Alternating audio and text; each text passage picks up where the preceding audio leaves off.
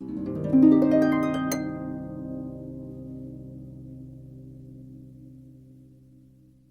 rest. We did butternut squash last time. No, we didn't. I heard somebody do butternut squash last time. I don't know. Pumpernickel is what I did. We did different types of bread last time. I don't know. Banana bread. Banana bread. Hey, for DM inspiration, would anyone like to recap us, please? Jake. So when last I left off, wait, none of that's relevant anymore. Never mind. We've been moving and grooving since then. I don't remember. Apparently we were talking to a prince. Yes. He was the one. Oh, he was the one that was trying to do the things in the towers and light them up. Mm-hmm. All I know is we're gonna right. That guy right there. And the burbs kept stopping him, and we were like, let's go talk to him, but y'all hide over here because those burbs might attack you, but it doesn't look like they would eat at goblins. Yes, he was having a difficult time with the pelotons. Yeah. And so I went to go talk to him, and then we realized that they weren't attacking anybody, so y'all just come on. Okay, Jake at least got it. I was laughing as a baby. Oh, damn it. No one laughed at my joke. Sorry, am I interrupting? No, I didn't even hear. He was giggling at the beat. Yeah. So we just came out and talked to him because they weren't attacking, and apparently they're not actually burbs. They are former performers. Yeah. They're from Earth. They're actors. They're acting like birds. They're polymorphed. Yeah, and we're going to put on performance. They are the Grey Hawk. Oh, they're method actors. No. Okay, that's the part I is not in my it fell out of my Swiss cheese brain. About the birds are actors. Yes, they're polymorphed. They had been invited to perform at Endelyn Moongrave's abode, Motherhorn, and they kept getting more and more uppity. And so when they asked to be allowed to leave, Endelyn indulged them, but polymorphed them all into peritons, not pelotons, before they'd left. So now they're angry, horned hawks with antlers. Yeah, we only noticed this and deer faces. Yeah, we only noticed that because their shadows look strangely different. Fanged deer faces. That's the part where I was falling asleep. I think it was. You look like you're kind of knocked out. I was really messed up around that last session. Oh, you had driven a lot. So we gotta get their attentions by possibly putting on a show, which is gonna be like totally awful. But we thought about sultry flute music. Yes, sultry flute. Yanni? Play my flute. Let's piano. Never mind. Well, I can bang on my shield. Be the percussion section. Percussion session. Okay. So, thank you, Aaron, you have inspiration. Woo! All right, so how would you like to proceed with this interesting situation you're in? I had an idea last time and I forgot. Yeah. Oh, no.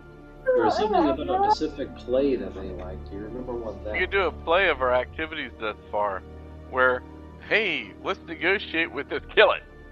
We can do an interpretive dance of our adventures so far, because that will totally go well. Something about a theme about killing the hags. All right, if I start playing my sultry flute, does he have time to go and start his thing? Find that video again. I mean, it's going to take him like 8 hours. I can't play the flute for 8 hours. Not with that attitude, you can't. Well, it was either that we performed for them or we asked them to perform for us. How would y'all perform together? I don't know. Some of them are trained professionals, and then there's you guys. And we were talking about doing things in like different sessions so that everyone's doing. Hey, okay, I'm going to go all the time. Tell Rodriguez, ask them to perform for us, and tell them, show us how it's done.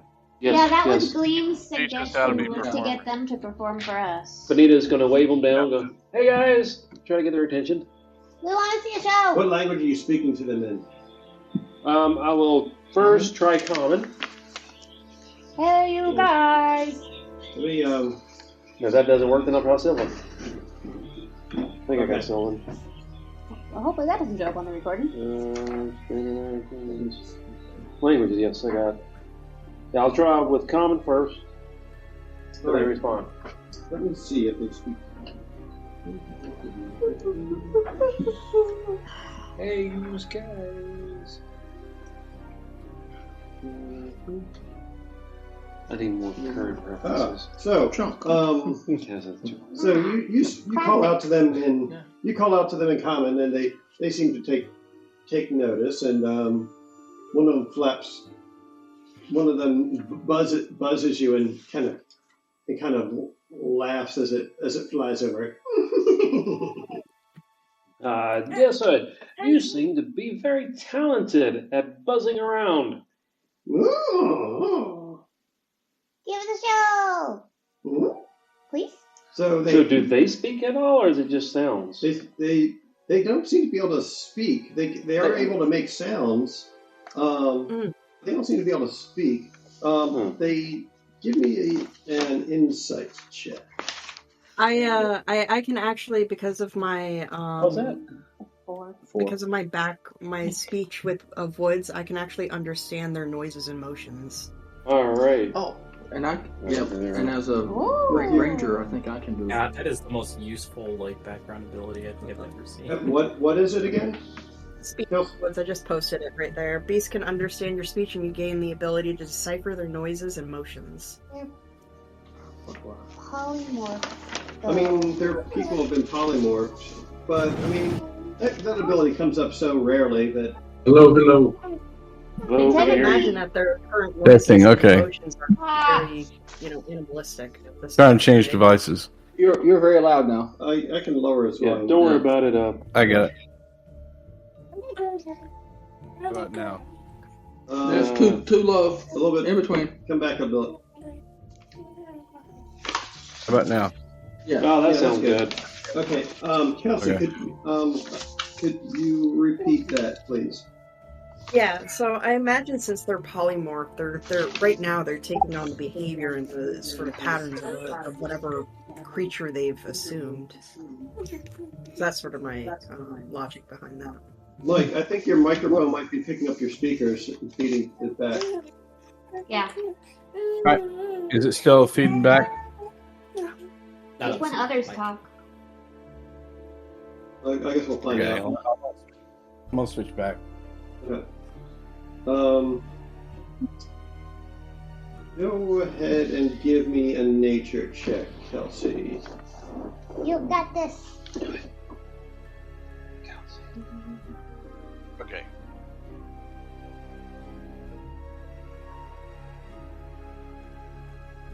All right, better? We can hear you. 9. 9. 9. 9.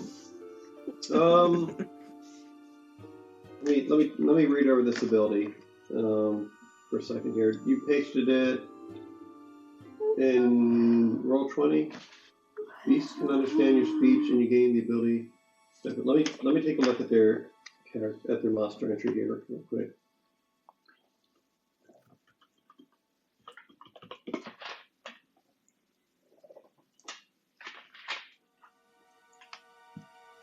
D&D Beyond seems like it's really slow tonight. Hey. I've got a question for you. So many playtimes. Did you have this? Do I have this? What? The wand. Oh, I gave the wand to Magic. Wand to what? What wand? Magic muscle wand. I gave it to Mike. Mike's got it. Okay, so it's not on me anymore. Correct. Okay. Everything else I believe you still have. I'm expecting it.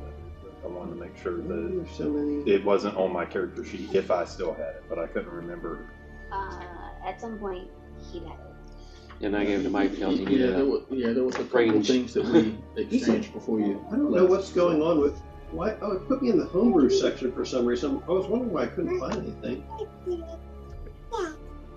D&D Beyond, quit messing with me. So cute. No, game rolls, monsters.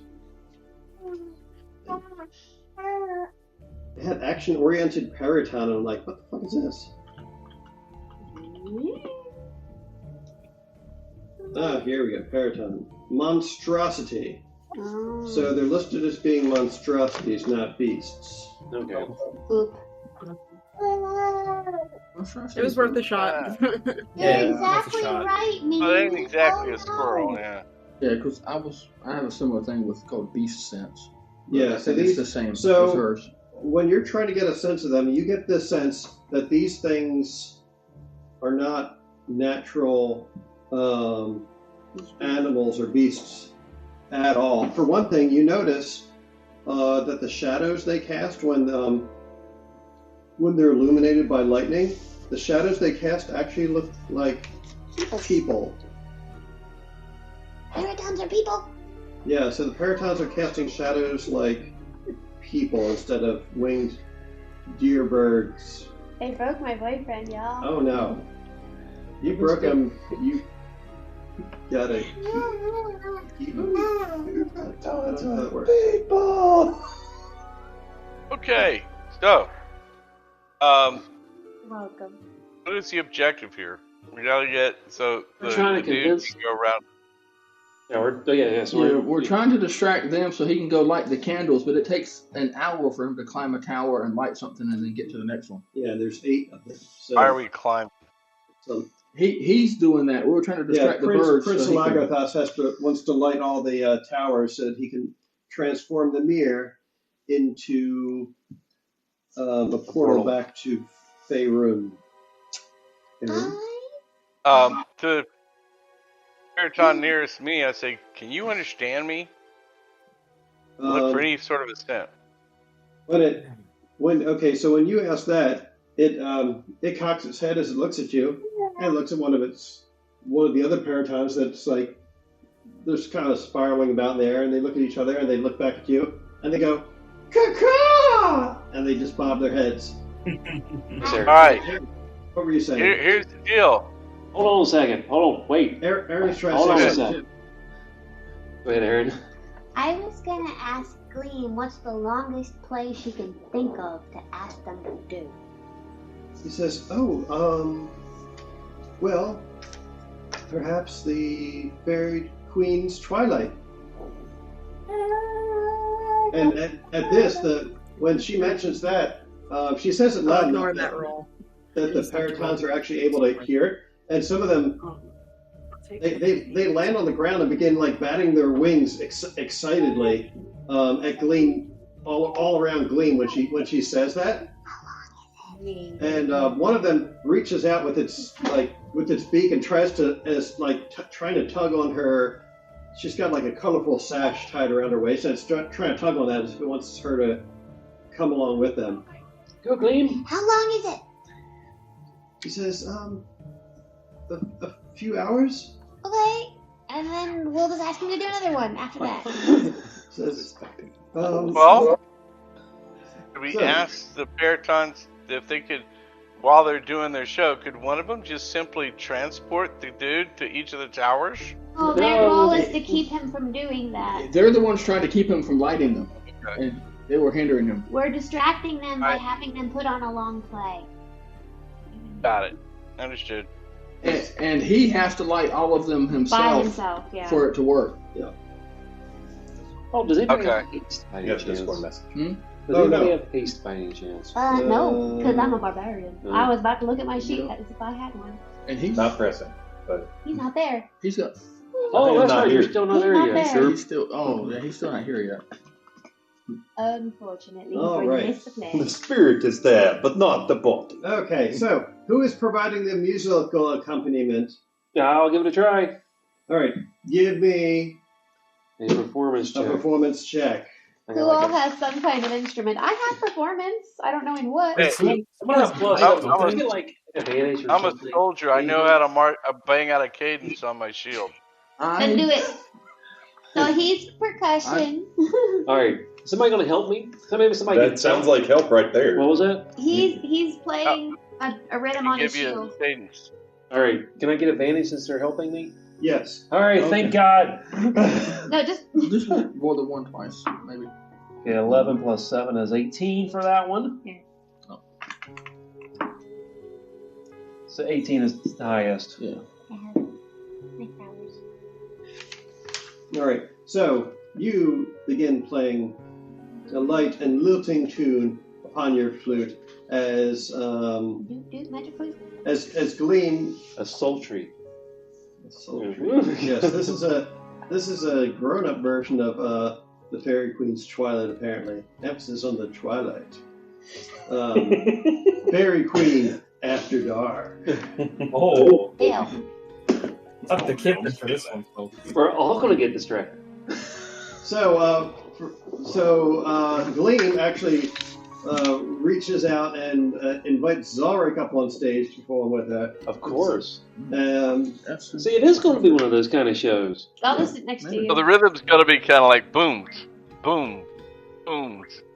Prince Alagathos is turning all sorts of shades of pink as he's watching this, and he leans over to what's her name? One of the V's. Valena? Valena. Yes. Okay. He leans over to Valena and says, "My word, this is quite the remarkable rendition, wouldn't you say?"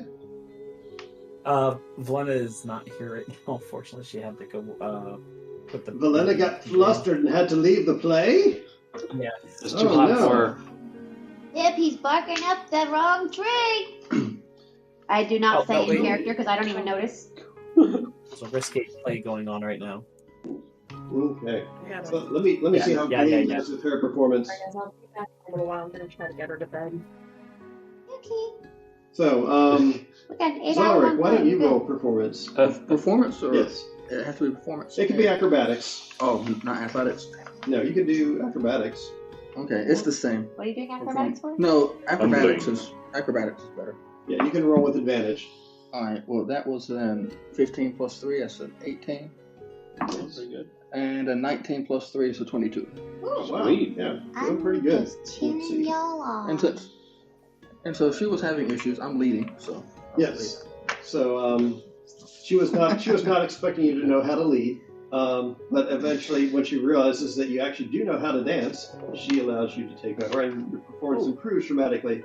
So, for the next several hours, you guys are put on a rapturous and perhaps at times somewhat raunchy rendition of the Fey Queen's Twilight. Is the prince going to do his thing?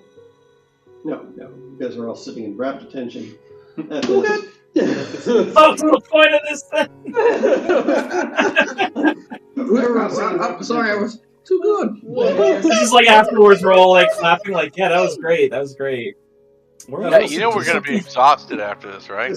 It was so good. He sat and watched through the whole thing with you. And That schmuck! If I had noticed he was watching, I'd have been like, at the end, he jumps up in his phone and he's like, "Bravo! Whoa!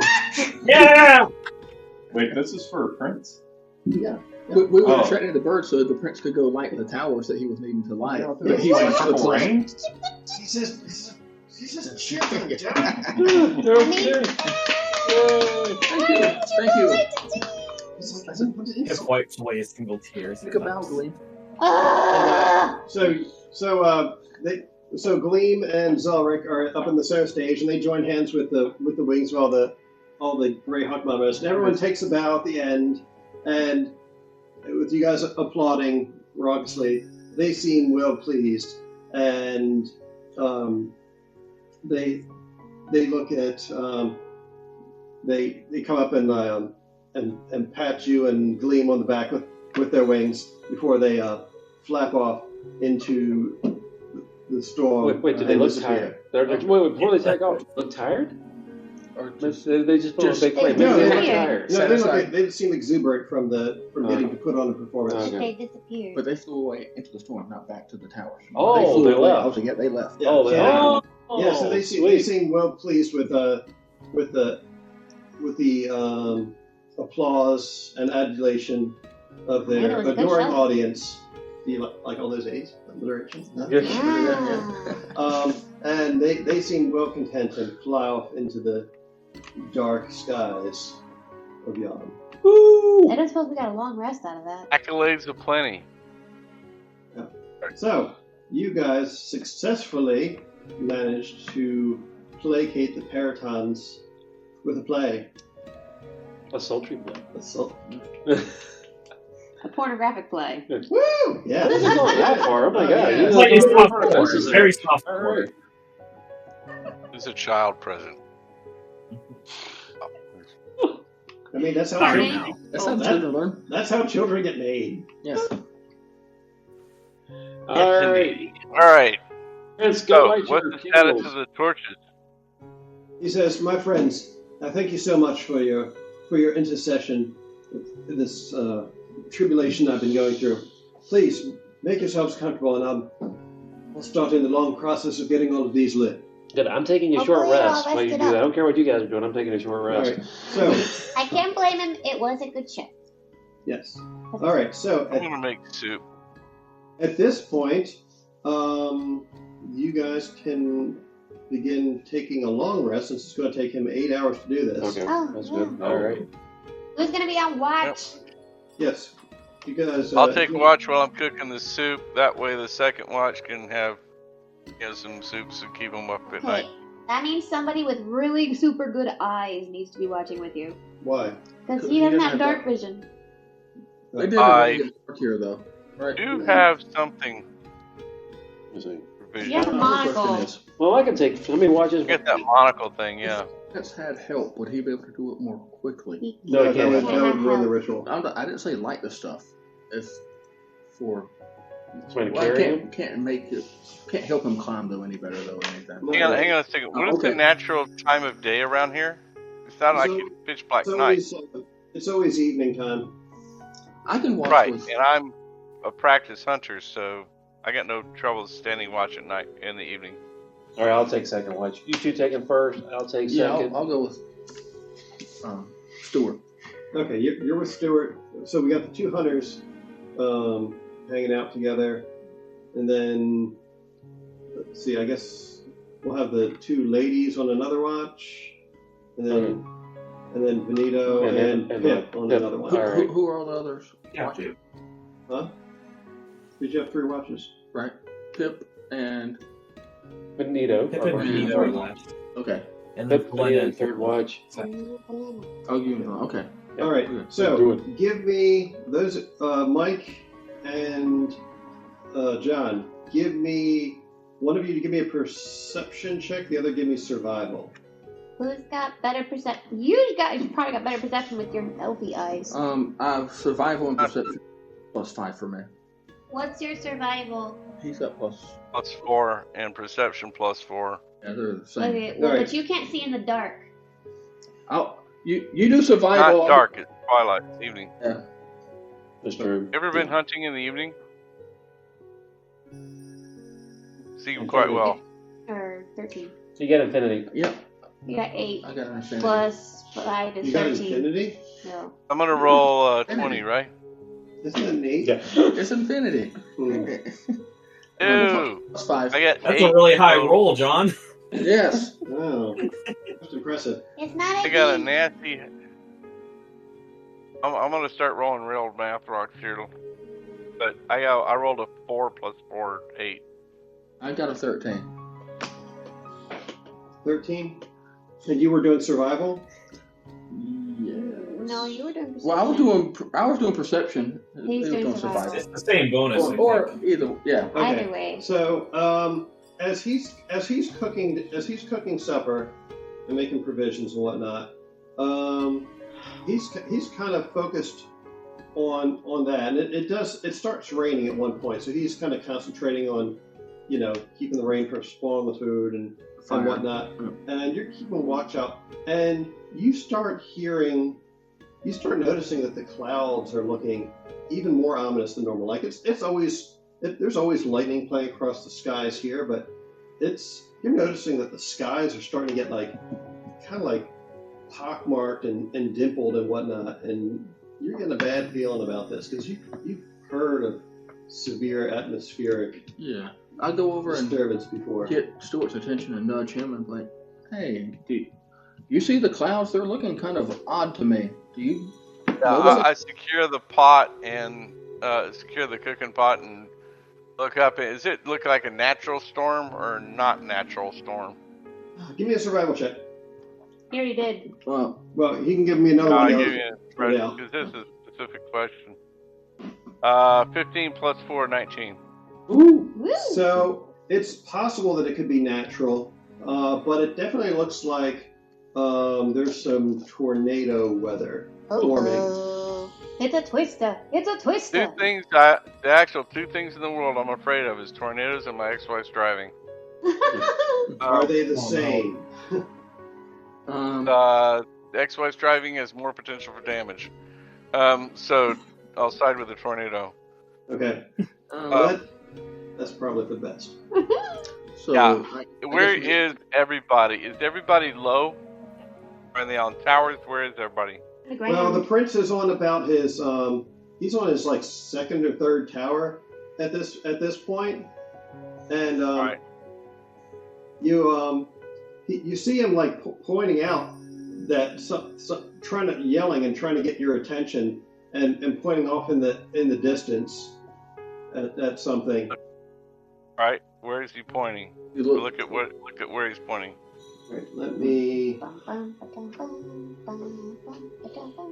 update the map to where. The reason I'm asking is everybody down off those towers and they can hunker down and get low. Yeah, we're on the ground. We were always on the ground. We never climbed the tower, so they're probably camped out near one of the towers. Okay. Let me update the music here. It's going to become more ominous than what we're currently listening to. I think you're right. That's wrong one. Alright, so we're in the middle there somewhere. So we haven't gotten the long rest though. Yeah, you guys are here at the Fey Beacons. You guys had encountered the Paratons down here on this side. Yes. Right. And he's on the one right now that's currently lit. Okay. Over here, he's going around clockwise from where you guys met him. So he's on his third one then. Yeah, he's on his third one, and he's pointing away to the north.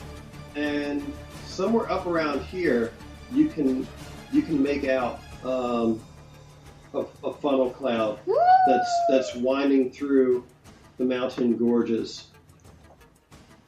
Druid, got any weather? Bro? She's asleep. Yeah. Yes, Valena's resting at this point. The only people up are you and Eleanor. Yeah, we're gonna have to either. Did I say Eleanor? Yeah. I was about to say, new campaign, who dis? So how was everyone else sleeping? That's well, some of them are a little bit damp, but Let me ask this: it's like, do we know from our? Will my character know? We have a druid. Do we have any magic users who have any sort of weather? Only Valena. Only Valena. Valena's kind of We more don't in tune with like nature. We don't know if she has any. Pick the druid.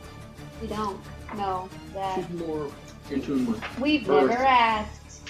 let's take a look at their spells. Is Kelsey still gone? Yeah. Okay. I think she's trying to get her to sleep. I don't know of any And her character is technically supposed to be asleep as it is, so. Dispel magic, ice knife, summon beast, summon fey, thunder wave, summon beast, locate classic animals, cure wounds, thunder wave. I didn't know if any of her senses or special abilities allowed her to. Features and traits: druidic, spellcasting, wild shape. Speaks the woods. All right.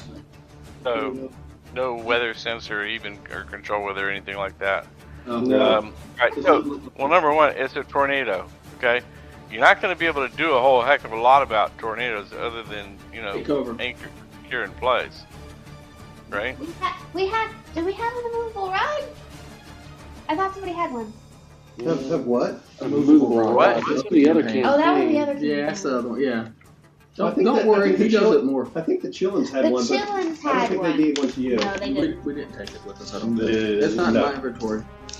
No, that was the Chillins that had it. You're right. Does this thing look like it's moving in a specific direction, or just? I mean, the tornadoes do like this kind of little thing, but they go in a general direction. Okay. It's kind of zigzagging, and it looks like it's it looks like it's meandering down the valleys between the mountains towards the nearest large open area, which is where we are. Which appears to be the mirror. Oh no! I think we're gonna have to browse everyone and make sure we take better shelter. With the tornado, there is no better shelter. Other than just making sure you're near something and that it won't fall on you. Try to get as low as you can. Yes, that's what I'm saying. These towers are pretty sturdy, I think. Maybe we just need to be on the opposite side of them from the tornado. Yeah? Be mindful. Anything could happen. Yes. All right. It's a good place to start. Are you guys waking up your companions then? Yes. Yes. All right. So you wake up the others. At this point, everyone's had the benefit of a short rest at the very least. But you rouse everyone else, and the sound it's gone.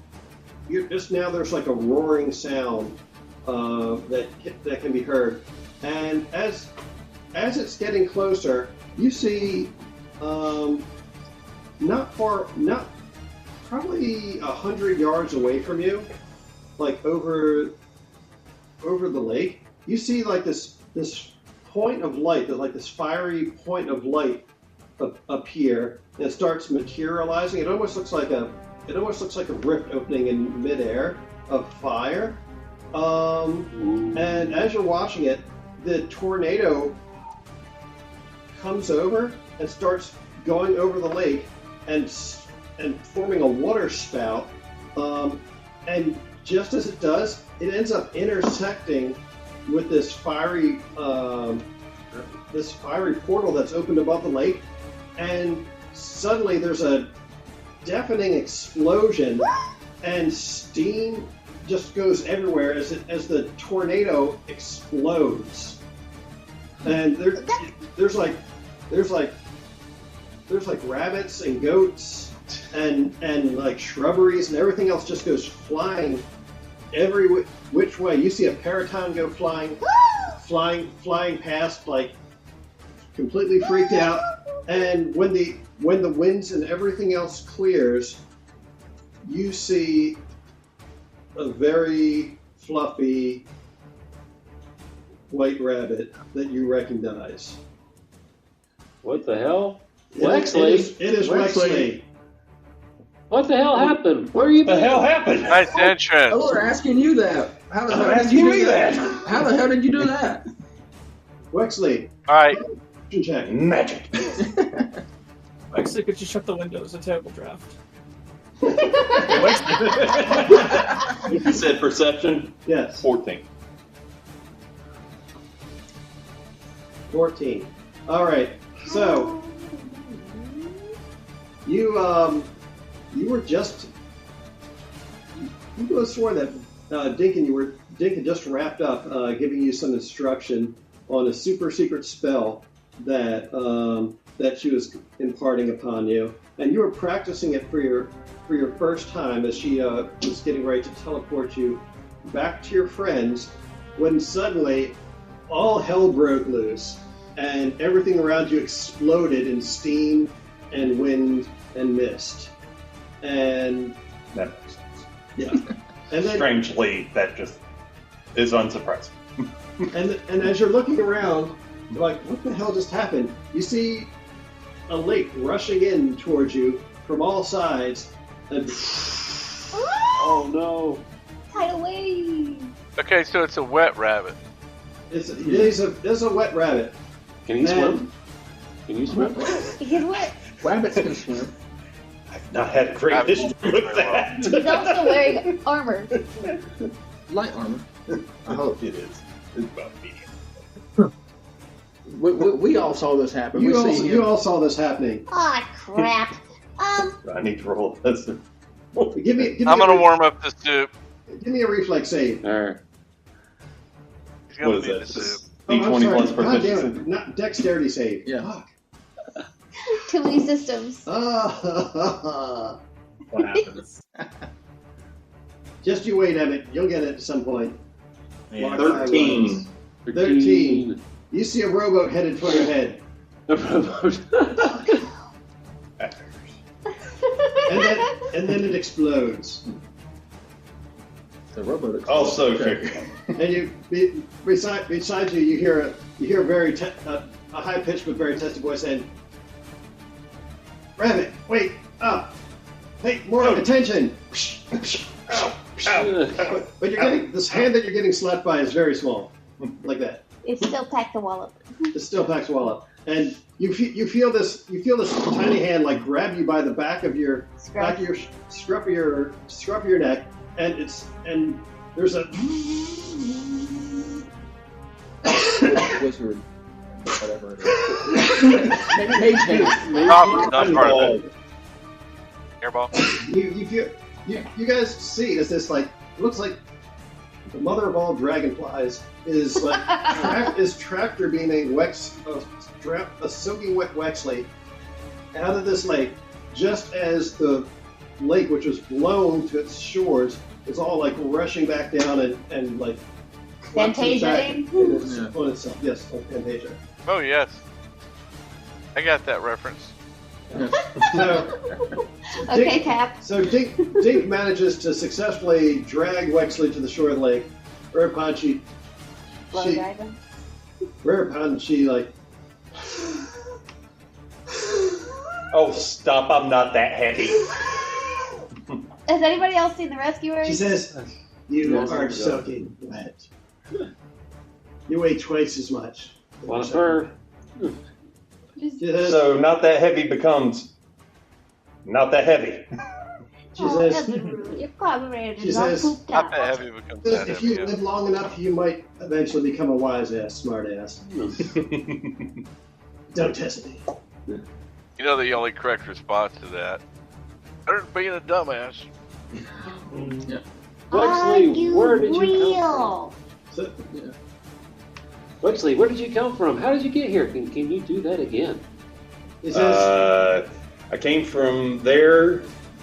What was the next question? How did you get here? That. And can you do that again? "Hey, I look at Probably not. I look at Dick and go, "What the hell just happened?" Here, let's what does it look like just happened? We just teleported back because he finished his training montage. It didn't look like he did that well. I wasn't expecting there to be a tornado. I thought he was arrested. I've given up on trying to figure this place out, and I bring him some soup. Say here. She said, Dink flies right in your face and says, "Hey, Shorty, listen. Don't give me any guff." Rough. I forgot that your thumb's been that way. She pokes you on the nose, and it catches fire. Who's this dragonfly? Dink. This Dink It's the Dink. destroyer. Yeah, I think. Pixie War Mage. I don't remember. The what? Ink the Destroyer. The Dink the Pixie. destroyer. The It's a floating, pixie, yeah. the floating Okay. weapons platform with boobs. As she was known back Oh, okay. in 3rd edition. You're welcome, Hannah. Yes. Hmm.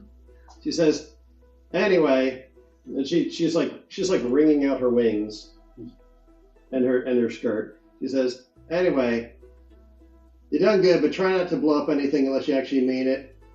I don't want anybody. After that last one, I think it might be wise. Well, there's gonna be some blowing stuff up. Well, We're we not have done yet. another witch we got to deal with, and that would be great. She says, Do you like She says- pesto him? she says, look, I'm all for a good witch burning, but I got shit to do. Stay out of trouble. Unless it's the good trouble. We thought you were Fair. standing around to help. I mean, no problem. I did help. I brought you back the fire bunny. We You're could also welcome. use boobs. I mean, a weapons platform. Excuse you. Okay. Thank Says, you. Beauty is only skin deep, and skin melts at, and she lists off a particular temperature In Kelvin. in Kelvin. She says, Yeah. "Don't push your luck, pretty boy." And she just reaches down and like she's got grabbing a zipper, and she just goes, zzz, And she goes, whoop. I think she was hitting on you. Probably, yes. Mind you, her hitting on is Melts usually at about 200 degrees, by the way. Like Fahrenheit. presto him so he's not all drippy wet. Yes, I'll prestidigitation you. Thank you. And you all notice that the tips of Wexley's fur do not prestidigitation out. They are black. He's charred.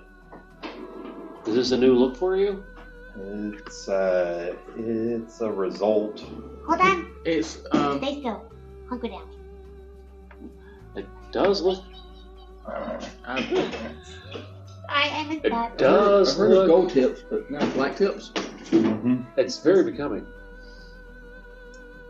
You felt Quite a- real. some- Sometimes interesting actions look. have consequences. I like it. I thought you were arrested.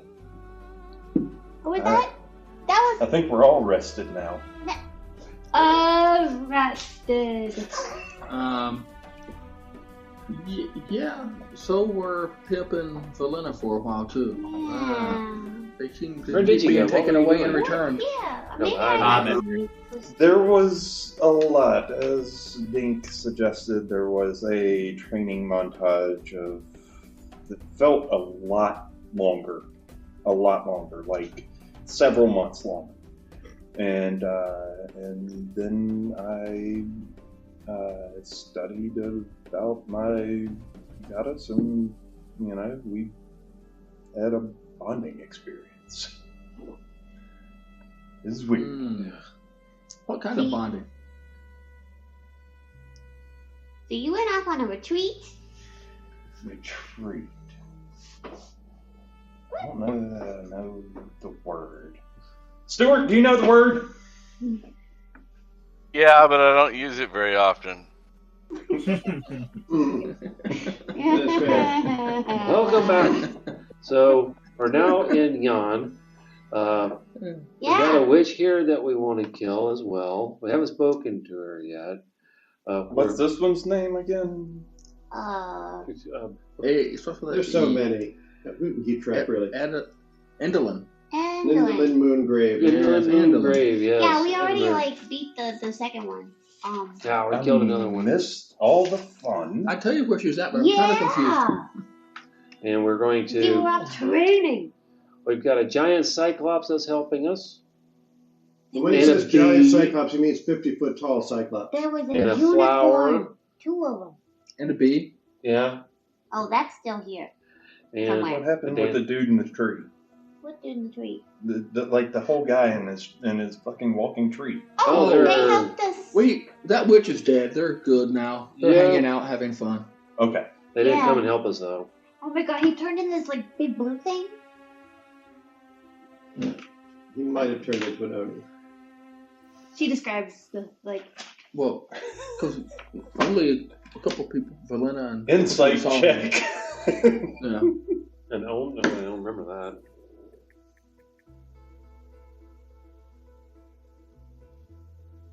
What is insight? Wisdom, I think. 9. Total? I rolled a 2. I ain't lying. I mean, she's... It's not deception, but yeah. It's Big blue thing, you say? Yeah, he turned into this big blue thing. Like Lena was telling us, he was just rah, and smushing all the baddies upstairs because they were scaring the kiddos. Oh, yeah, that's right. I remember. Yeah. Why? Yeah, the kick test. We can use that downstairs. All I can see is a green goblin waving her arms around. It just doesn't translate. I mean, that's fair. Lena, you tell him about the big blue thing. Not to be confused with the big blue wet thing, which is the ocean. Because you're going a different way with that. I think Nobody's seen Muppet Treasure Island. Shame on you all. I've seen Muppet Treasure Island. It's been 1,000 years ago. Yeah. You know the ocean? The big blue wet thing? Oh! The big blue wet thing! Yeah! Oh, for a moment. Alright, well, Thought she was going to hop up in the chair. and play. Wexley called up on where we're at. And Kind of, sort of, is not really. Prince still doing his thing? He Is he partying like it's 1999? You look up to the pillar that he was on, and it is still burning. And the other two as well. Yeah, those two are still lit. Actually, that was 34 years ago. You see a very disheveled-looking prince poke his head up over the top of the third pillar, and he shouts, "Is it over? Keep going!" I'm going back to heck and sleep. We're good. All right, yes. If you guys wish, you may resume your long rest. Oh no. You're fine. Kelsey's back, yay! Back again. You just missed a tornado and a fiery explosion, and out popped a bunny and a pixie, and then the pixie left, and now we have our bunny back. And we have a seared bunny. Fire back. bunny. Our fire bunny. Yes, his white fur is tinged with black on his tufts of fur. He has been burnt, charred upon. Black and does he look injured at all? He does not, surprisingly. He looks like he's still a little bit damp. Maybe extra fluffy because it looks like he just came out of a dryer. Yeah. Presto blow dryer. I was You trying guys, I'll be right back. Okay. Okay. Good for me too. I was trying to tell him how Will turned into a big blue thing, and he doesn't believe me. You tell him.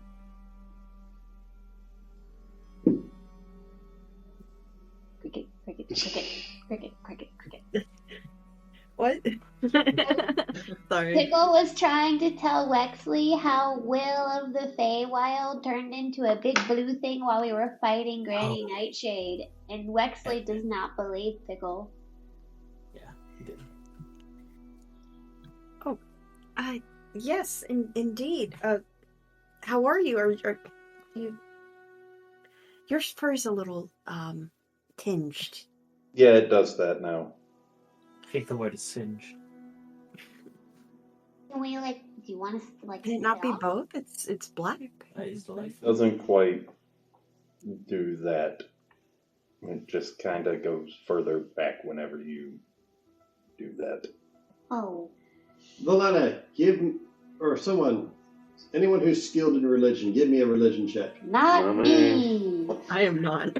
I got a +2. I can roll it. I'm skilled in religion, but I don't need it.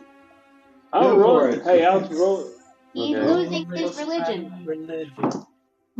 Get out of my brain, you. I'm like, I got a 14. 14. You get the impression that maybe he has been marked by his faith somehow. Well, that sucks. Who was your goddess again? Steora. Steora. Bless you. What is she, Helene? What is she the goddess of? Is it evening or twilight?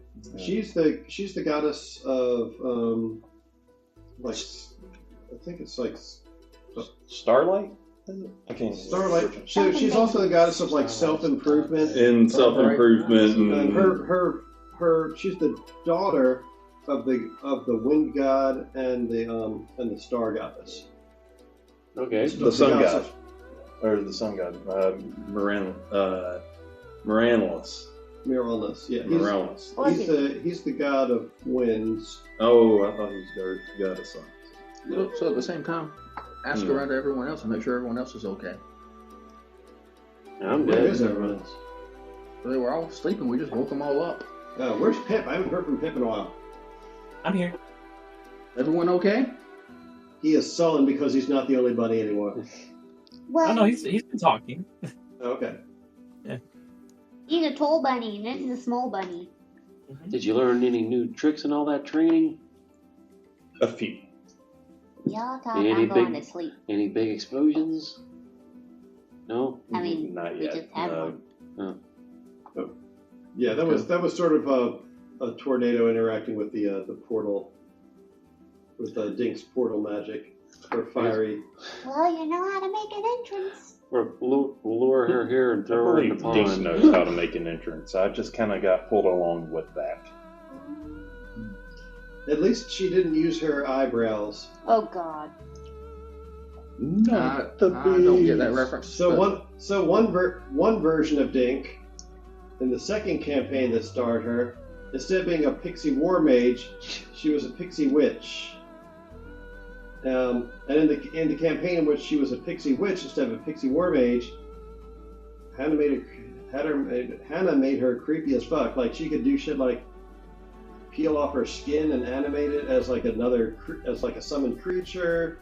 She could use like her eyebrows as like lifting devices capable of. She like lifted up a ship with her eyebrows at one point. She was hella scary. What level is that? When she lifted up a ship with her eyebrows? God, they were like early mid-teens, I think. And that was in. Sounds like telekinesis to me. It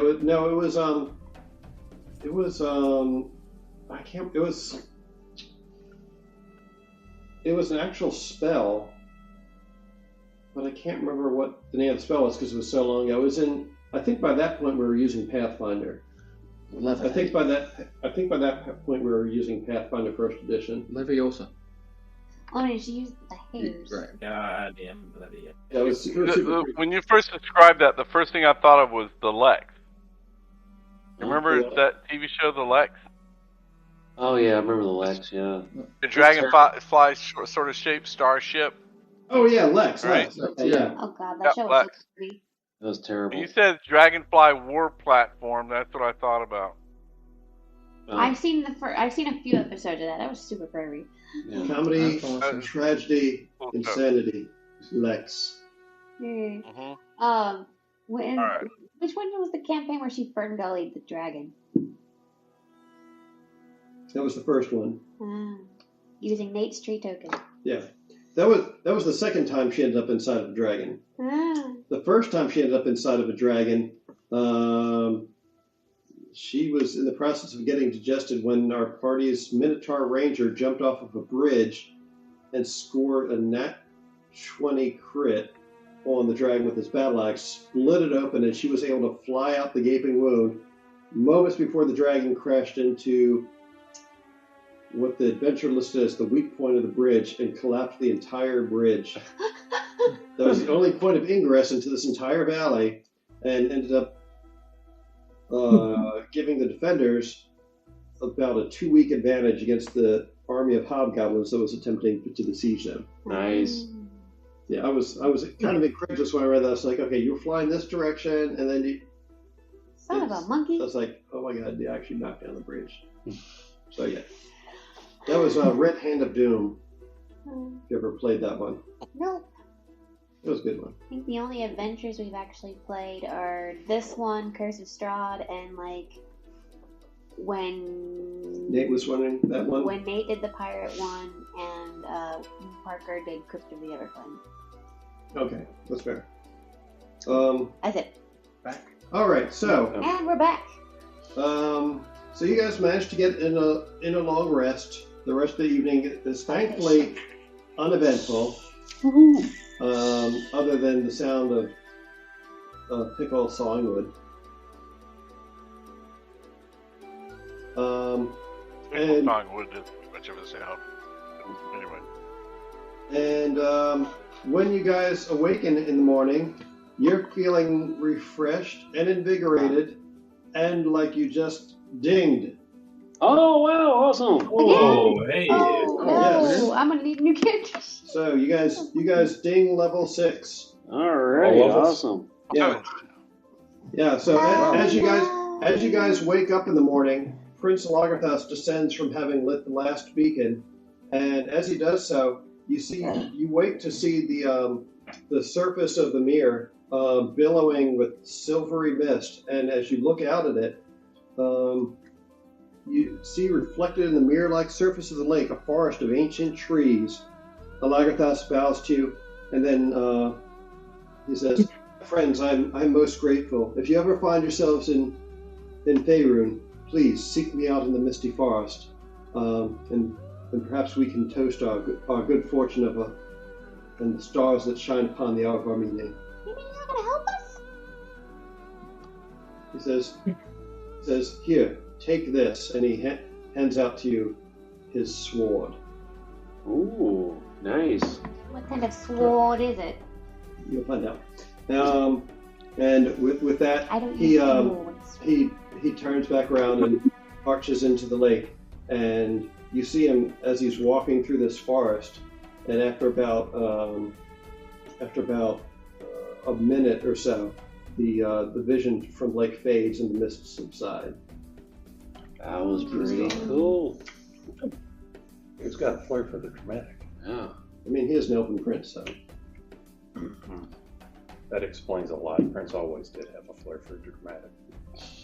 The mist was purple. All right, let's take a look at this sword. It was a deep purple. See what kind of goodies we got. Here, let me see what that sword does.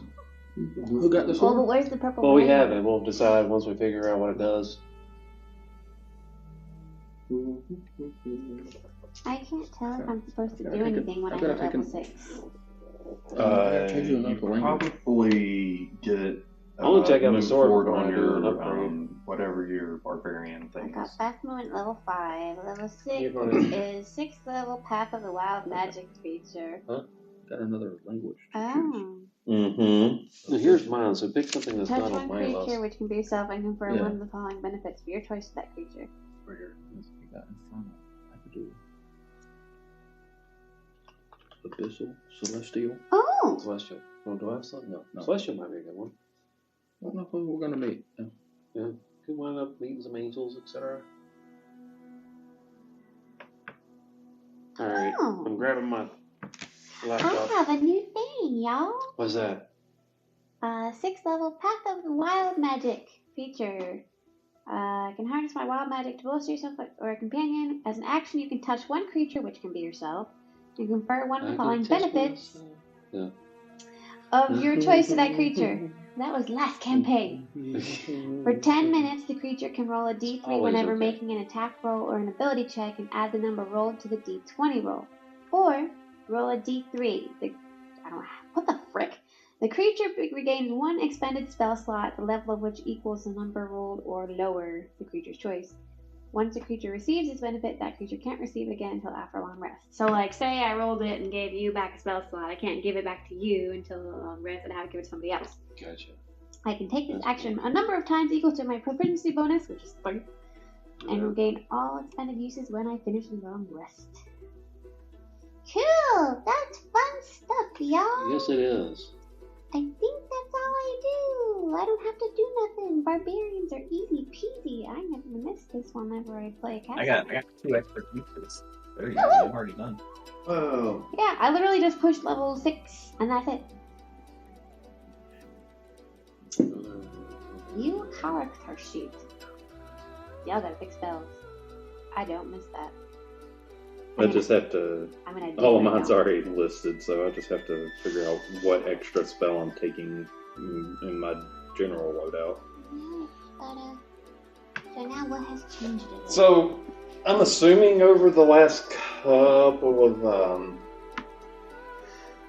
this long rest that somebody would have filled me in as to what our current objectives are. Yes. And they are, like, specifically, what are we going to do today, Pinky? It's the same thing we do every night. I take over the yawn. Really, actually, yeah, I'm trying to just undermine all of the hag's capabilities. Regime change, the usual. Are we trying to Ultimately, I think what gather we're trying to do, right, is we're information trying to or delve into some place that we are not? Like, what is on the agenda? We're still figuring that out, Brain. I think we're supposed to be setting off a signal with a bunch of our allies in Yon to like trigger something so that the hag makes herself more vulnerable, and then we can storm the castle. Is that right? Yeah. That sounds about right. You're arranging with the court. So you guys, they made friends with We've rallied with a few the. different types of small fey creatures who like the earth element into helping to topple these. You see on the map all these like yellow things.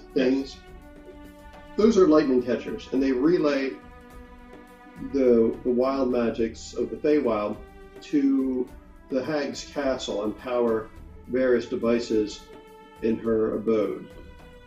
So you guys had spoken with the Koreds, which are these small, maybe gnome-sized dwarf-looking creatures who can meld into stone and love to dance.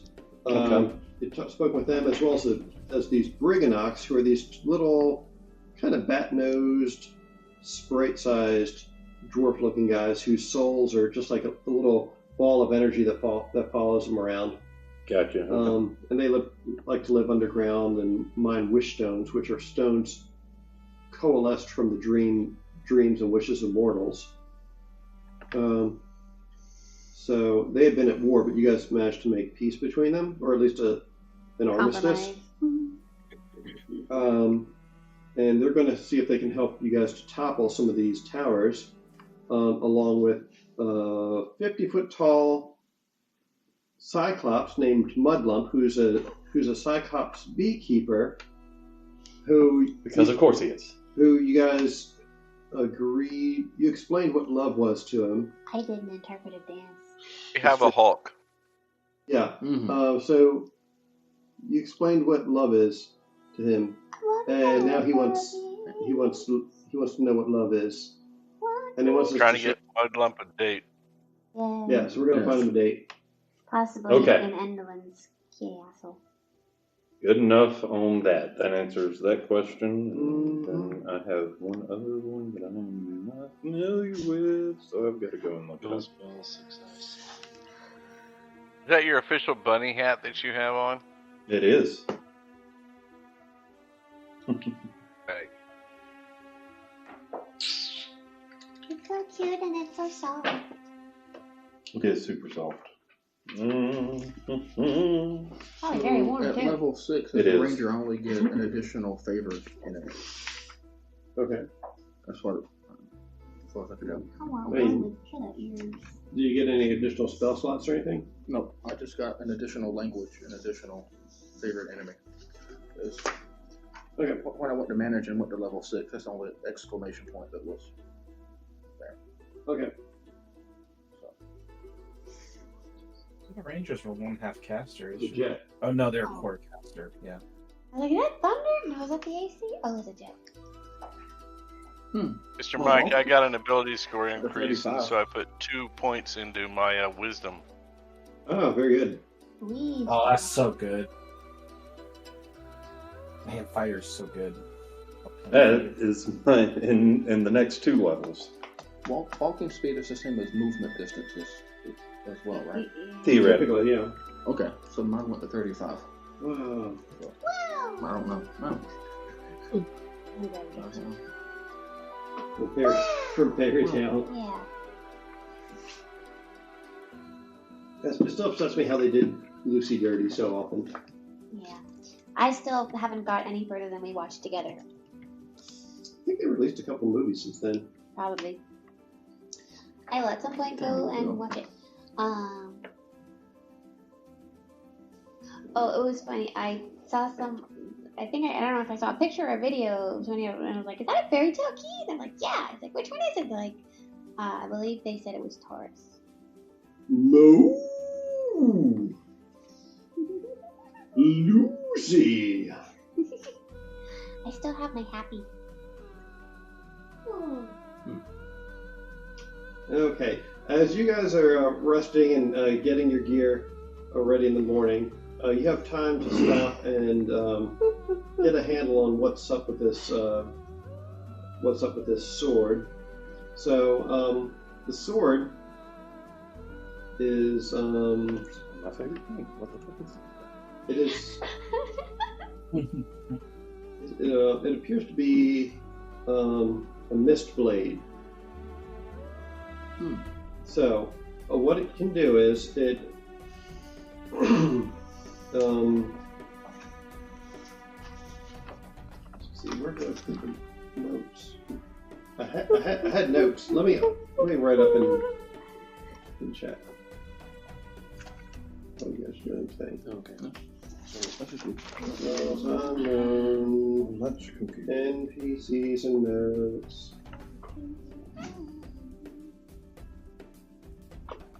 Missed.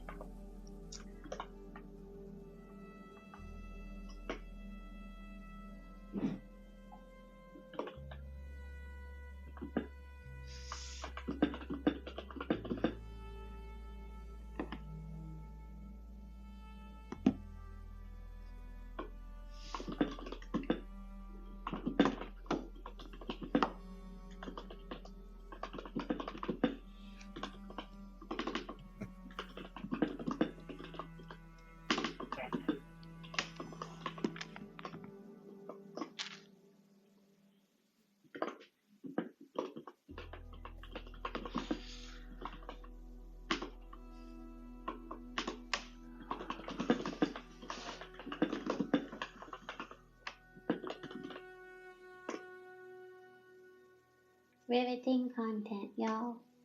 Oh, I mean, I suppose we can stop recording while I'm typing. That makes sense. We can also do bios and stuff. See, so I will pause. Bacon. Bacon. Lumbar. Shake it. Good. Wakey. Portobello. Bakey. Food.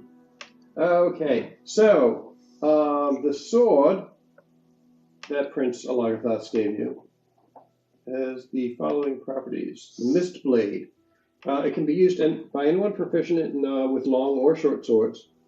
It can be commanded to shed pale blue torchlight. It's a +1 weapon. Once per day, when you would take damage, you can Misty Step as a reaction before the damage would land, allowing you to potentially avoid taking damage.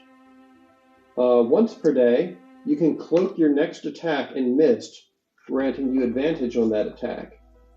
And lastly, mist and fog do not impede your vision, so enemies concealed within mist or fog do not gain concealment from you. Why are you looking at me? What kind of sword did you say it was? It is a sword. So if you're what kind of sword? Proficient in long or short sword. Yeah, it can be basically either one. It basically resizes its length to suit the bearer. He's going to use Eldritch Blast. He's not a hex blade, so I don't think it would be. I mean, it sounds pretty handy. I think it is pretty sharp. I mean, Mike. I think Stuart uses swords. Maybe he could. I have a short sword, but I'm more for the longbow. That's just only You as a last resort. Stuart? Stuart, what you think? I think it's more of a Stuart thing, yeah. Unless anybody else wants to call it. Mike, I don't. If, I've got a if Mike, hammer. if Mike doesn't want it, I'll take it. But if he does, Mike, I think Mike, you are might you be there? muted.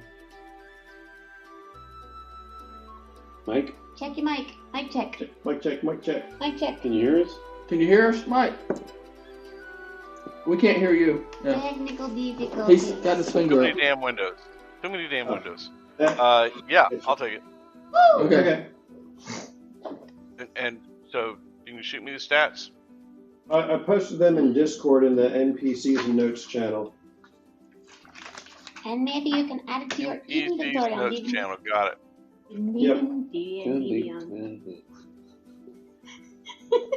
I swear it's just coffee in here. You're so silly. Yeah. You're so silly. Words are things that happen to other people. The first word. Alright, I'm copying that into my character sheet. Somehow. Yeah, so And this, some birds are pelotons. the They're spell, exoskeleton bicycles. he's got There are that other spell people. at this level. What now? The spell about disappearing. So at this level, level 6, I just got one called The word burb is the word. Misty Escape. Once per short rest, when you take damage, Verb gets the you word. can use your reaction to turn invisible and teleport up to 60 feet to an unoccupied space. Oh, 60 feet. Yeah. Okay. So I got basically ability that's just like that sword at this level. He got Misty Escape. Oh, very nice. Yeah. So that's like twice as good as Misty Step. Then Well, 60 feet. Yeah. Boy. Yeah. I think Misty Step is 60 feet, isn't it? Ah. Or is it only 30? so I do have Misty Step. 30. Yeah. But you can take Misty Step anytime. You don't have to take damage to take Misty As a Step. bonus action, yes. It's still a spell, though. Yeah, I'm keeping it. Yeah, so if you're about to get hit by... So with that sword, Mike, if you were about to get hit by a fireball or someone was about to land a crit on your noggin, you could basically teleport away before the attack actually connects, anime style. Mm. As long as I can see it coming, right? Be like, I cast nope. Like, oh yeah, that arrow is about to penetrate my cornea. Poof. Huh. Once per day, and once per day you can cloak your next attack and miss, granting you advantage on the attack. Mist and fog do not impede your vision. Yeah. And I'm digging this. Okay, I'm gonna see if I can. Yeah, that's nice. Thank you. Yep. But I like my Warhammer. He uses it to make mashed potatoes. Yeah, blessing. Mine's called Blessing of the White Raven Queen. It's 30 feet though. All right, so you guys have rested. You helped out Prince Lagathas and gained a boon for him. You got your bunnies back, all 2 of them. Now What we would you just like need to our do Edgelord next? back. What were we doing next? What are you doing? Taking a long rest. We already took a long rest. We did that. Again. Yep, let's Yeah. go now. For no reason. Oh my No. gosh. We were gonna try to take the towers down at some point. Yeah. So we needed to Any get the plans on how to take the towers down? Yeah, we've got a bunch of help lined up for that. The giant was gonna help take down one. What are we gonna use? As you guys are contemplating what you want to spend your day doing, you hear some solemn chanting approaching I don't from in the like distance. Does it sound like a wagon? It does not sound like a wagon. Chanting. Like the first one we met? Misegones requiem. Yeah. Dominus. Mm-hmm. And you see, Are you actually hearing them Not even laughing close, themselves? but okay. yes, you see a bunch of like cloaked figures shuffling up towards you, and they look like they must be pretty far away until you realize that they're not super far away. They're just all short. They're all really short. And as they Are they in ceremonial robes? yes, they're in gray robes that seem to have really wide hoods. Do I recognize this in any type of religious circumstance that I could ask? Give me a religion check. Will you please not die before I find this out? And then- I'm riveted to know. And then the animator keels over from the farm. 12. That's 12. I'm just picturing them bursting into song like the monks from Gallivant. Gallivant? Gallivant. So, as they get closer, you can see that under their hoods, it appears that they're wearing it appears that they have like animal skulls for faces. I've seen this. Like badgers, wolves, and rams. And they've got all sorts of like bone necklaces and whatnot dangling from them. I was thinking a different one. But they don't look like they're undead. You think this might be some sort of a solemn, Procession. like a solemn procession of like maybe in service to Belazu, the Fey god of the realm of the dead. How would one spell Belazu if one were to spell it? Balezu. Bless you. Balezu. Balezu. Bless you. Yes. Or maybe not. I don't know what his deal is. Yeah. So Darn you. you've seen a thing or two. You've seen a thing or two, and you think that these are advocates of Balezu. And as they get closer, you can Pickle is actually able to understand what they're saying. Pickle can understand what they are saying. Then I can welcome. And I believe. Let me look at my party. That means chart here. he can. I can do silver. I can do goblin. Matrix. Anybody who can speak Goblin, then. Got to common, elvish, infernal, and silver. I thought you spoke Goblin because you that's talked me. to me. Oh, that was you. That's me. Goblin. Yes, Zalr. When I was the Great Zalr can Mustachio. also understand. Mustachio. Zalr can also understand what they're saying. They're chanting something about like memento mori and remembering one's time in the present and what pets one loves in this, and to honor them while they yet live and remember them in the afterlife and whatnot. Does this have to do with Binky? I don't know what I'm supposed to roll for that. What language is that? Goblin. We're Goblin. doing Goblin. Oh, they are in Goblin. Yes. And as they get up close to you, you can see that this is a troop of 8 goblins who are shuffling along solemnly. And as they get close, you can see that they're actually ringing some little hand bells as they go. And their headdresses are made from animal skulls like badgers, wolves, and rams. And they've got all these necklaces dangling upon the matron bones. And as they get closer, they stop and tilt their head backs like they're trying to see, like they're struggling to see through the eye sockets in the animal skulls that they're. How close are they? That they're wearing. They're like, so as they get up to you, they're like literally like this, like trying to see. I just tilted up like, push. Fireball. It's Goblin. Yeah, no crap. Are you guys mourning someone? I say that to them in Goblin. He says, we are the dead ringers. We ring our... He says, well, that's a rather rude reaction. Of course you are. Oh, it's definitely a character. No, it's not. He says, we ring the... Dead ringers, is that the best you can come up with?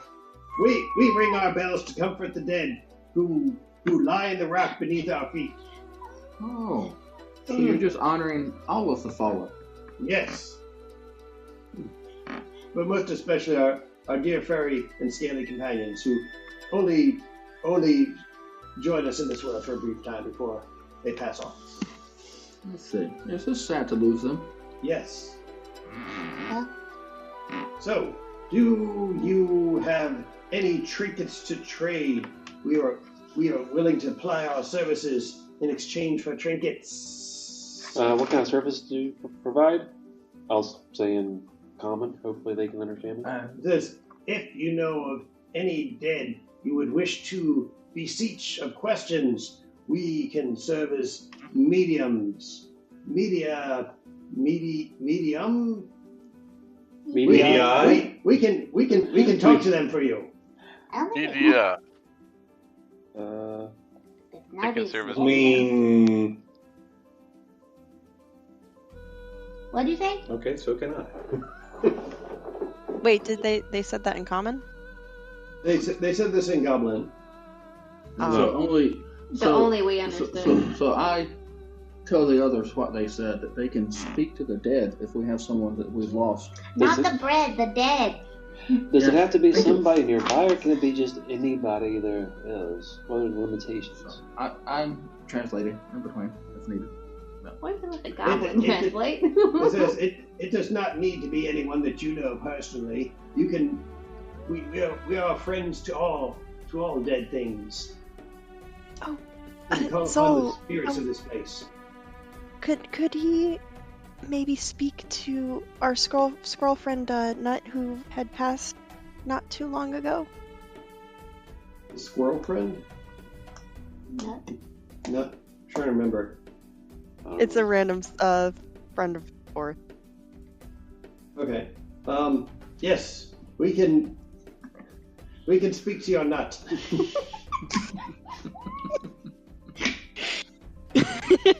did this? See, whenever it goes to bed, she starts getting feisty. I see how it is. Yeah. All right. Wow. I was just thinking squirrels with. Nut was his last name. I can't.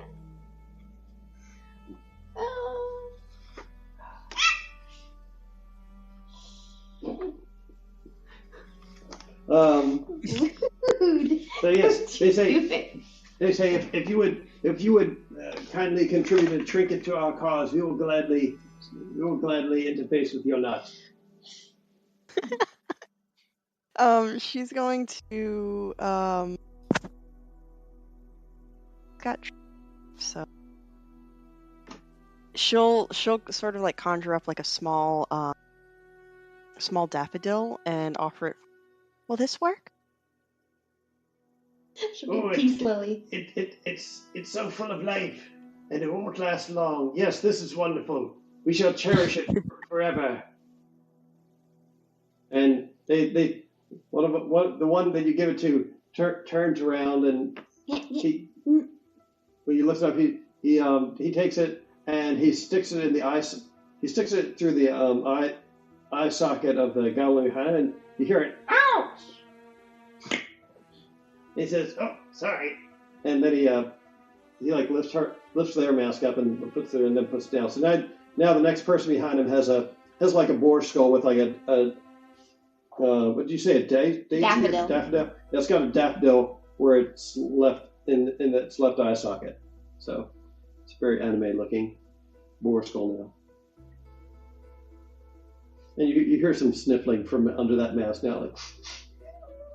I think he's You poked him in the eye. Oh. You got poked in the eye. So as with that, the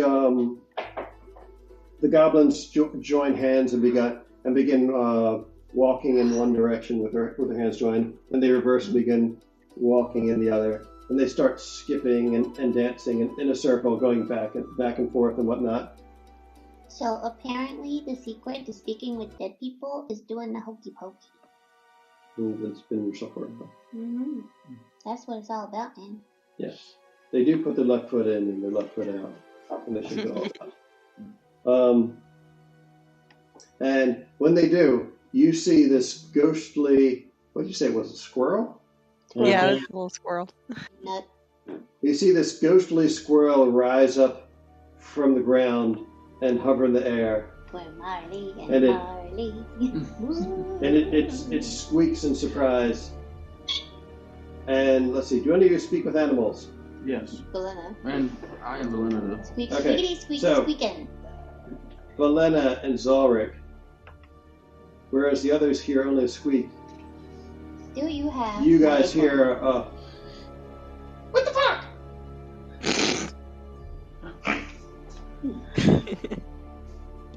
It's just over there going like, what the fuck? Valena.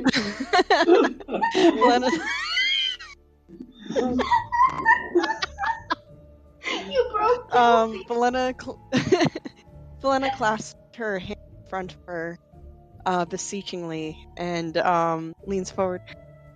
Oh, my friend, I'm so sorry I could not save you from that cougar. I hope you do not hold that against me.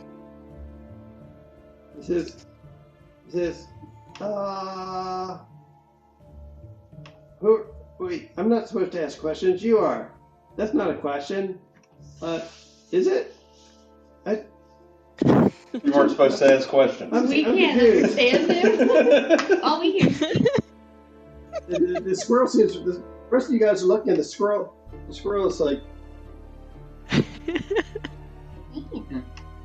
Sure. It like kind of runs around in a circle. It looks very confused. And it grabs its tail and it's sort of like preening its tail, and but to Valena and Zalric, it almost looks like it's wringing its tail in distress, trying to figure out what to make of this. I think she asked it what's the square root of my isosceles triangle. There's no way of correcting it. I... So the squirrel looks perplexed at your statement. That's the face I'd make. Did you want to ask it any questions? She'll ask. Oh, I'm sorry. I did not mean to distress you, my friend. I just wanted to see if you were doing all right. It lets go of its head. It lets go of its tail, and It's doing okay. Let's do double.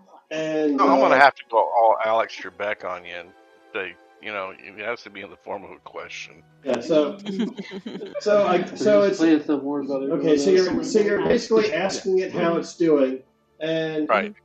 It chitters away, and you basically get the fact that it's like that they get to play in the carriage lanes all day long, and getting run over doesn't hurt anymore. Did it run away? And they've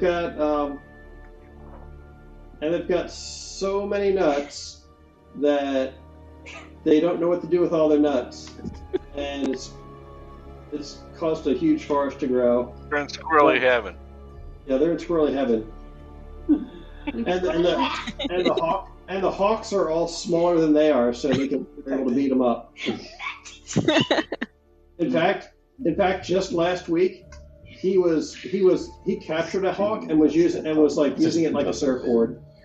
You have no idea what a surfboard is, but he says he was using it like one. Valena is going to wipe a stray tear from her eye. She's very glad that but she's got a smile. It's very happy.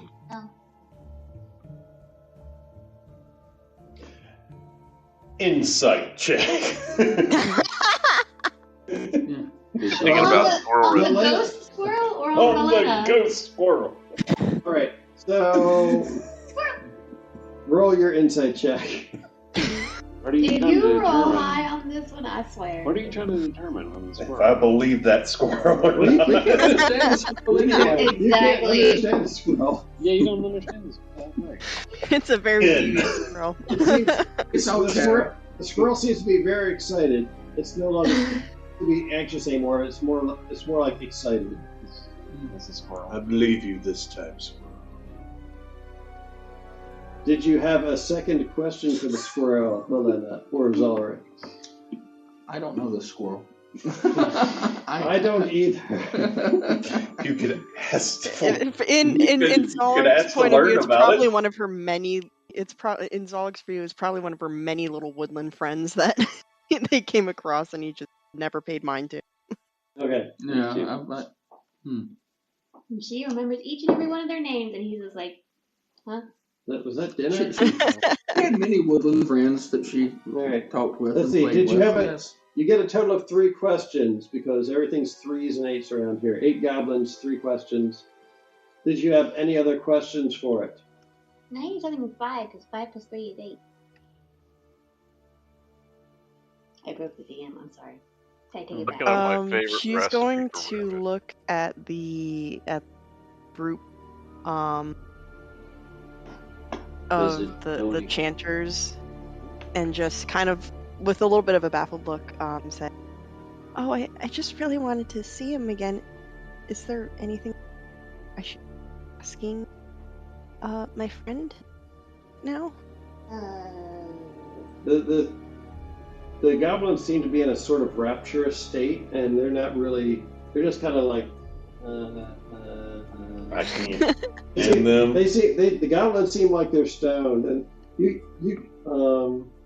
I got a question for you. Zalric and Pickle can understand. They're like so many shades of gray.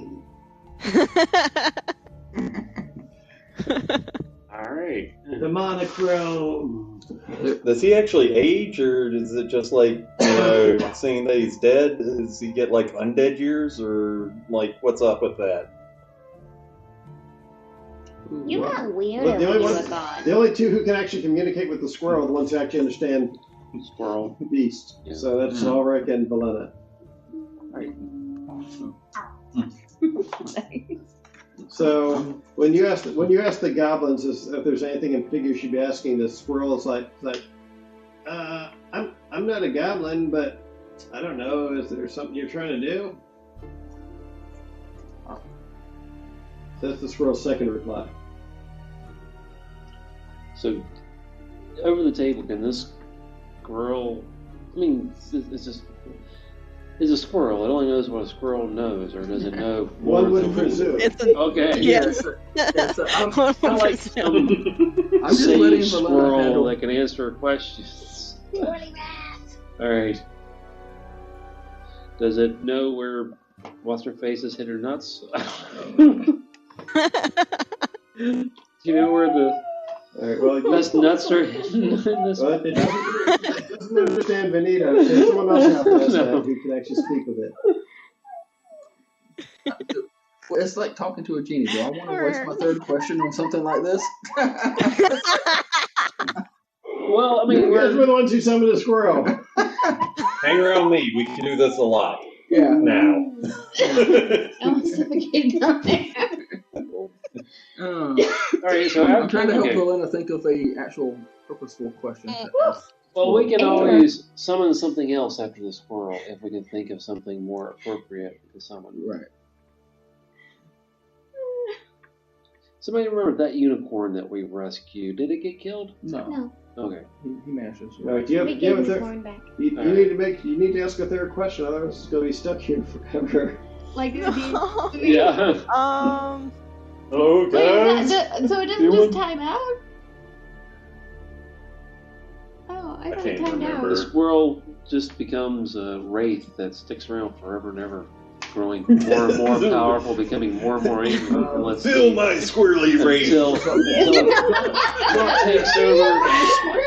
It becomes so powerful it takes over Yon. All the creatures have a death cult that worship the Zarek asks him, goes, death do you squirrel. forgive my friend for your death? Oh, yeah, she's not a cougar. I mean, no, you don't know that. Technically, she could be. We don't know. And then the squirrel dissipates into mist, and after a moment or two, the goblin chanters sort of they shake their heads and say, "What the hell is that?" Look, you didn't say that we had to ask. I don't know. I really don't. It had to be important. You just said that we could. Oh my gosh. This sort of feels like sacrilegious or something. I don't know how I feel about this. See, Valena, that squirrel never blamed you. I'm so glad. But Wait, also, at the very least, we also know that it worked. Wait, what did y'all talk about with the squirrel? That was my friend. He was attacked by a cougar. Okay. And 1,000 years from now, they will tell the tale of the foolish adventurers who caused the rise of the great squirrel demi-lit god. So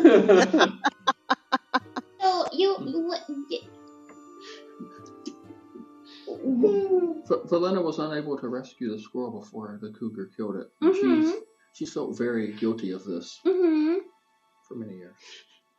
So this is a counseling session, right? It kind of is, I guess, at this point. So the goblins say, "We understand that death is sometimes hard for those who are still among the living. If that's what helps you move past, so be it." All right. So Did you need us to summon any other spirits? I'm trying to think. Has there been a character in the game that has died? That, like, I mean, we've killed many. Yeah, with the hags. I mean, we can ask the hags questions. We're gonna get into a Beetlejuice situation here real quick. Don't talk about the hag. Good enough to think that that's not a good idea, but over the table, that's probably not a good idea. But what would we ask the hags if we were to get a hag over here? I don't know that an undead hag is really, We're talking about hags way too much right now. I don't believe that they're undead. I believe that you're actually just animating the spirit. Yeah, they're dead hags. I mean, but what if they have shifty ways? Well, hey, we could ask them. That could be the first question we ask them. Well, I mean, we got plans for an eclipse already. We already know our weaknesses. Hey, was this a good idea? For us, probably not. For her? Probably. We've got the performer, since her name is Eclipse, that'll do the Eclipse for us. That'll be one of the things. Yeah. So what if you get the spirits of the we've killed to help gang up on the remaining hag? Well, we could just ask them questions. I mean, we can ask them if there's Let's any... say we also have like a list of people who have actually lived here that have died. That we could probably summon one of them too. To do what? Talk about what? Life. Whatever. They've lived here. They died here. They probably know the place. Do you think that we need to know about the place? Oh, maybe I they like know something it. about logistics. We could ask them if there's any other ways to get to. So, what do Desire? you all Harsh Desire? think about? How about that? Yeah, that's a good one. Current management. If we could summon one of the other hags, Current management. any of the people who died in the past, we could ask them a secret way of getting to Heart's Desire. Yeah. Or if there's any other way. I thought they would know. They might. They might, but it seems doubtful. What's you all's opinion on current management? Well, we kind of stay out of her way, and she doesn't really pay any attention to us, but that's not really here or there. She kind of sucks, right? No, John. Hey, how about whoever was the architect that built the castle that we're fixing to go storm, and ask him if he knows of any secret entrances? Oh, that's a great idea. Also, do they know if do you guys or would anyone that you know who has passed know any secret ways into Heart's Desire? That's what he just said. I think. No, here's something. There's two different castles. Oh. Remember, Heart's Desire is also... apologize. Yeah. Our immediate concern is the castle. Yes. Let me see here. It's the invisible mic. You took a potion of vanishing. It's the invisible mic. You're walking around, fixing out my glass mic. On a completely unrelated to this whole situation, whatever became of the Hex Girls? Charm, Trinket, and Ball. What? Oh, they flew away in a balloon. Yes, they definitely flew away. Have they not been seen since I left? They have No, not. because after they left, we went and dealt with Granny. Nightshade, and then we came to Yon. So, they are. No, they left right after. But they're not dead. After we got to there. They left right Think they're after dead? we No, dealt I with don't think they're dead. I think that they, first one. all right, is anyone else Before we giving, dealt with the first one. is anyone else giving these dudes any trinkets? Hey, John, go. Who are we summoning? We've got some random. Because they never trinkets. answered either of Mike or my question. I have Well, that's because they haven't done something a yet. slotted spoon. No, we asked. Ooh. Like, all right. We asked the goblins if they knew of anyone that would know entrances into these places. If they didn't, We try and stay out of politics. So This is more architecture. architecture, right? Well, maybe you can get I the list. can't speak. That word means nothing to them from Right. common anyway. So yeah. Well, if you have a list of people we could possibly speak to, maybe that'll help us decide. Yeah, we could just Quick question. whoever happens to be in the area. How about that? Belinda's No. got a question. Well, okay. Quick question: is there like a previous ruler or something that had passed on that whose name we would probably know? Before Well, the Sibylla? the previous ruler was Sibylla, but you don't think she's actually dead. She's not dead. Anyone Well, that's before? good. Anyone before Sibylla? She's always been the ruler here. Well, we're goblins. We don't really tend to live that long. So if there was, True. then It was a long, long time we don't ago. really know about her. Sorry, Toots. Ask him something. Where'd Oh Mike? no, she's turning blue, guys. Where'd Mike go? I just summon whoever. All right. So they start. All right. They start dancing around and singing in. And this time, you see a tiny little Briganock rise up from within the circle, but his whole soul, like light that follows him, his is kind of like purpley looking, and dark instead of being bright like with the living ones. He says, "Yes." Somebody asked me. What language? Sylvan or Common. Okay. Both of those. Alright. Well, we all speak Common. So. Yeah, I speak Sylvan as well. So. Well, you had questions, didn't you? I didn't have questions. Oh, right well, now. questions. It wasn't me. Okay. We ask them if there are any secret entrances into Indolin. Oh well, yes. We managed to excavate a tunnel that leads in there from our mines. Yeah, we already know that. Yeah. Then why'd you ask? I don't know why he asked that. We'll ask the questions. Don't mind them. About the other place. What about, are there any secret entrances into Heart's Desire? Well, that's a fine question. Let me see. Let me rack my memory while I try to think about that. Does anybody hear the sound of pages turning? His mental Rolodex. I was like, book in here.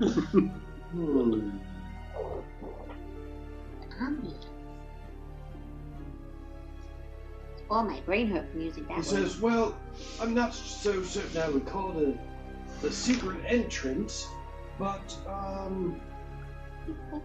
there are some giant cranes that like to hang out in the gardens at Motherhorn, and they know the way to reach the Palace of Heart's Desire. So technically speaking, if one was to make good in befriending them, I suppose that they would find a way into the Palace of Heart's Desires that's something other than what the architect would have conceived of." All right, cranes. That could be helpful. I'm sorry. How would we best friend? You keep cutting out, my love. Yeah.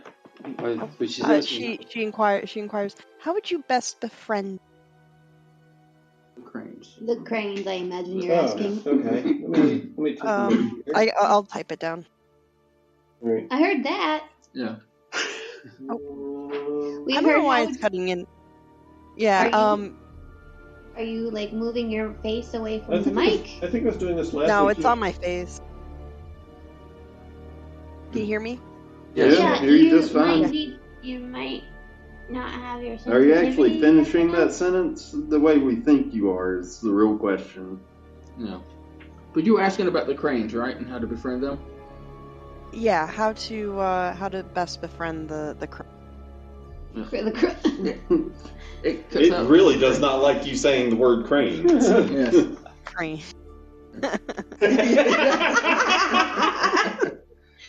How is it sounding on your side? You get to crane. You just get the C sound out and nothing else comes out. Every time you say crane. I think maybe it's because when your voice gets softer, it's not picking you up.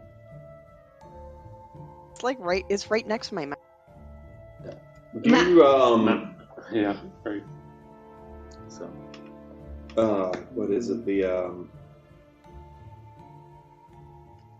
automatic dampener set up on Discord. Oh, noise cancellation? Yeah. It might be that. Got suppression? Yeah, if you have that on, that might be the problem.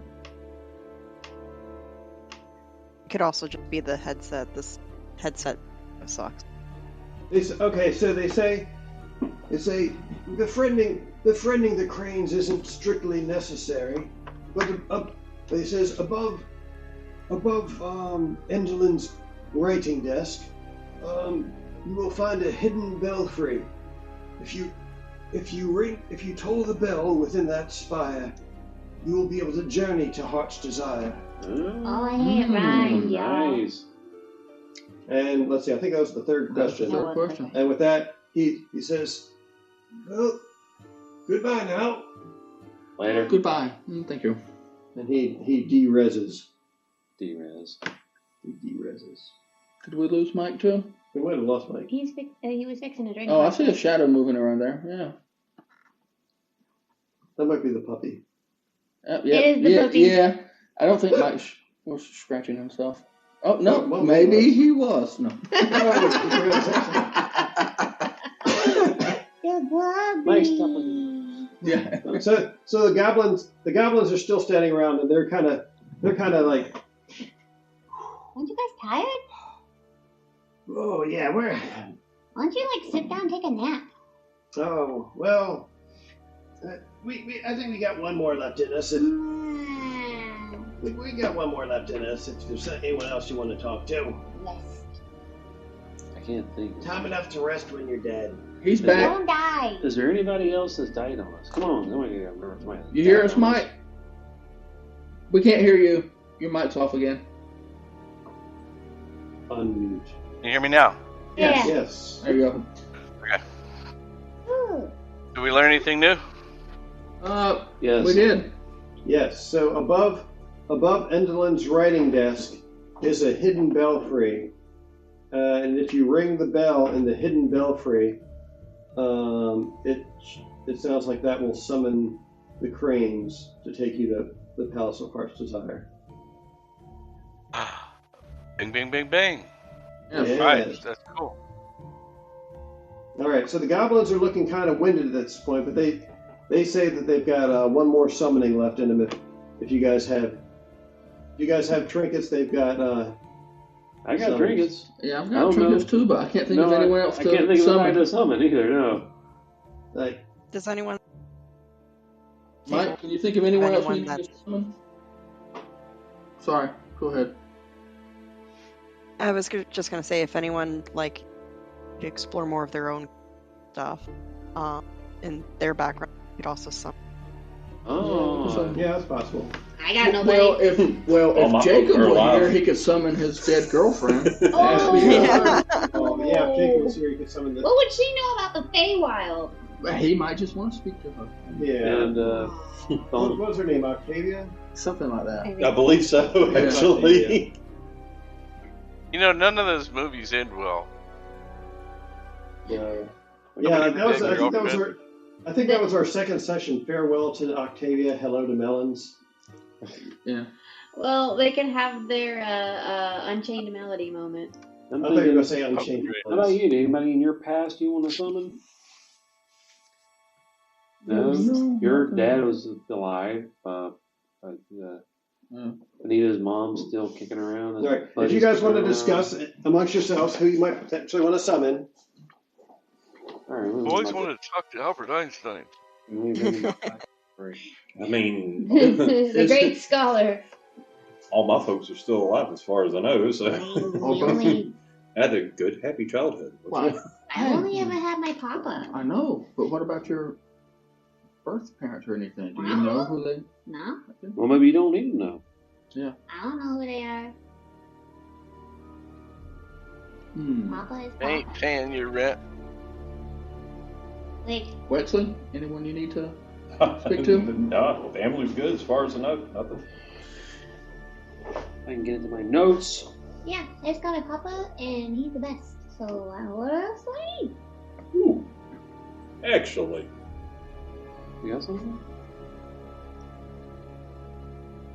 There is somebody. It is. What about any one old person. wizards or trainees or mentors you had, Finito?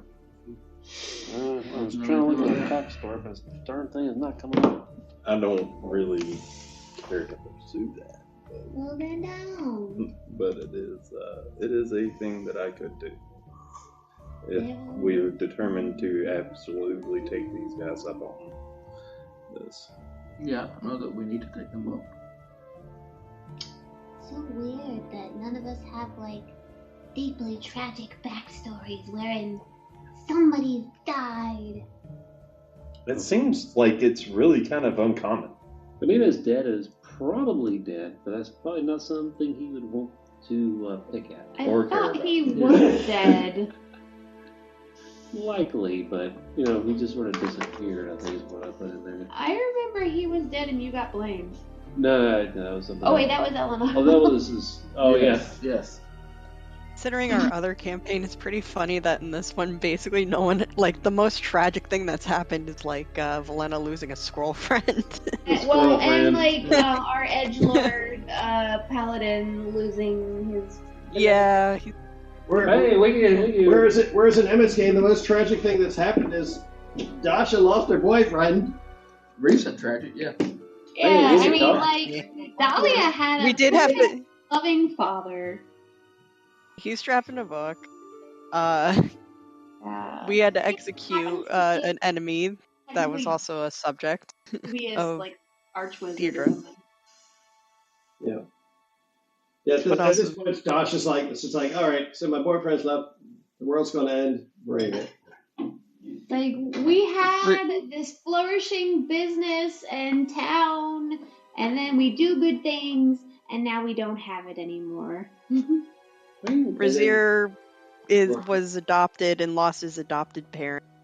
Oh, that's in a true. very tragic way. He did have one genuinely tragic backstory. And then he made an orphanage, and then all the children got indoctrinated. Yeah. Horrible. Like, they're teaching them what? These people must die. We get something with these. I can speak with those goblins. So. I'm gonna go kill something. All right. So, does anyone who hasn't summoned anything yet want to summon anything to talk to? Lexi can only think of one dead person and not somebody he wants to talk to. I had a goldfish. I will actually. I could. But you said you didn't want Yes. to. I didn't know if we wanted to pursue it, but in thinking about it, I think I do. Okay. Can someone ask them to summon? No, the goblins cannot. No, the goblins don't understand me. No, the goblins do, yeah. Yeah, they can. Oh, they do? They Okay. can understand. They're speaking in goblin because they saw another goblin. I can speak, Gotcha. the people speak too. I say common. Longshank speak. I don't think my character would know the name of this guy, but I didn't give him one in my backstory. Okay. But the party member who he basically took their spot after that he fell. You know who I'm talking about? Right. I'm trying to remember what role they had in the party. Was it the cleric? I don't think I gave them a specific role. I left it a little vague. So Okay. he could very easily have been a healer or another fighter or just some random, shield. All right. So, did you have a trinket that you were going to prefer? I gave I them can give you a something if you want something. I've got a couple of trinkets if you need something. I particularly do not carry a whole lot of things. However, I can offer them and my,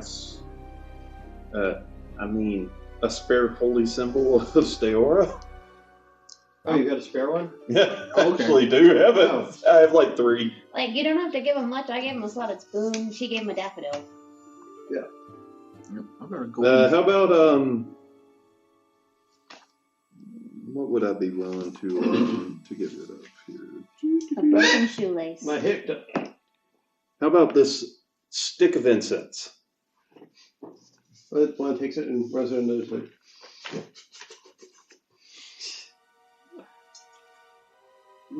Delicious. You can put that in your little thingums that you guys have. I bet this would make a good tea. And he turns around, looks to another, and he looks like he's going to put it through the ice. Ice skull, and the other one's just like, no! Stop poking us in the eyes! Used for tea? Another one bonks one on the back of his skull and says, "You don't make tea with that, you burn it." It's like, always the burning with you. It's like, no, seriously, that's what you do with it. I mean, that's what he does with it. No! Zara says, yeah, you burn it. It smells nice. You hang around with You melon. guys never seen Zootopia? You know melon?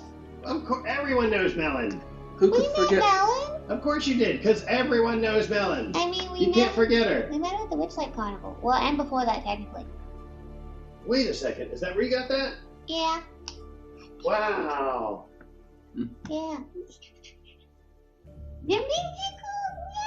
I'm not trying to tickle you. Yeah, once you start it. Oh no. All right. So let's see. You said their name was Grigore. All right, Grigore, come on out. Who this? I start dancing again. They start dancing again. They seem kind of sleepy, so they actually light the incense to help them out, and it's smelling good. Spooky, scary. And as they do, you see the ghostly form of this not quite elderly, but definitely over the hill man. Balding.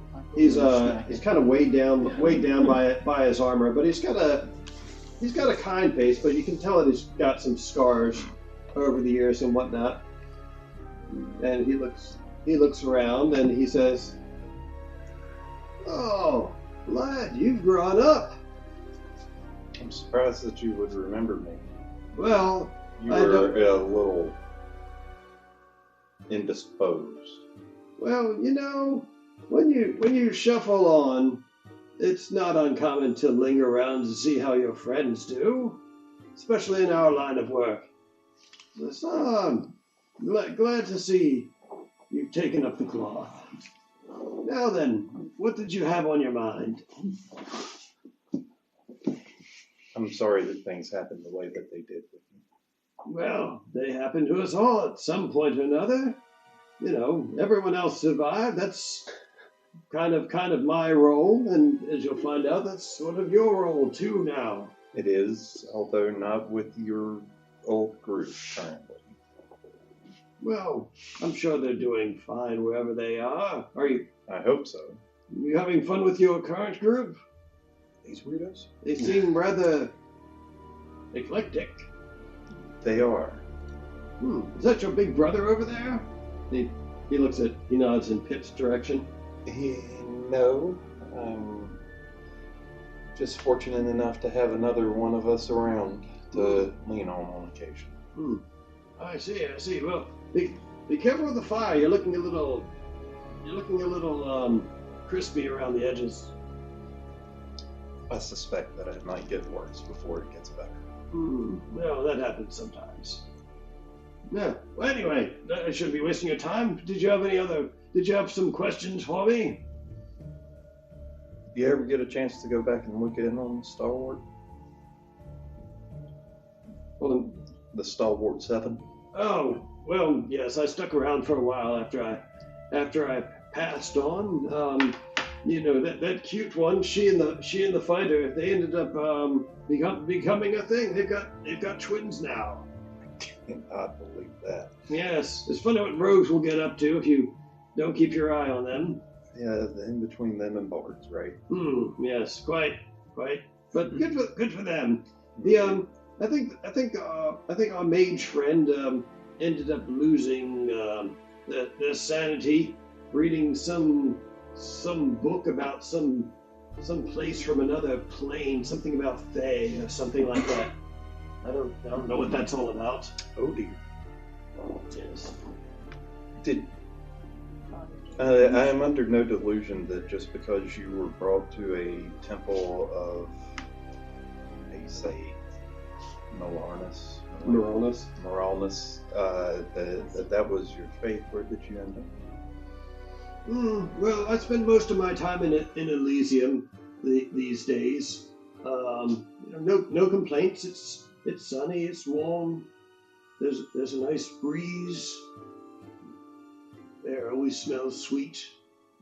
It's rather pleasant, I must say.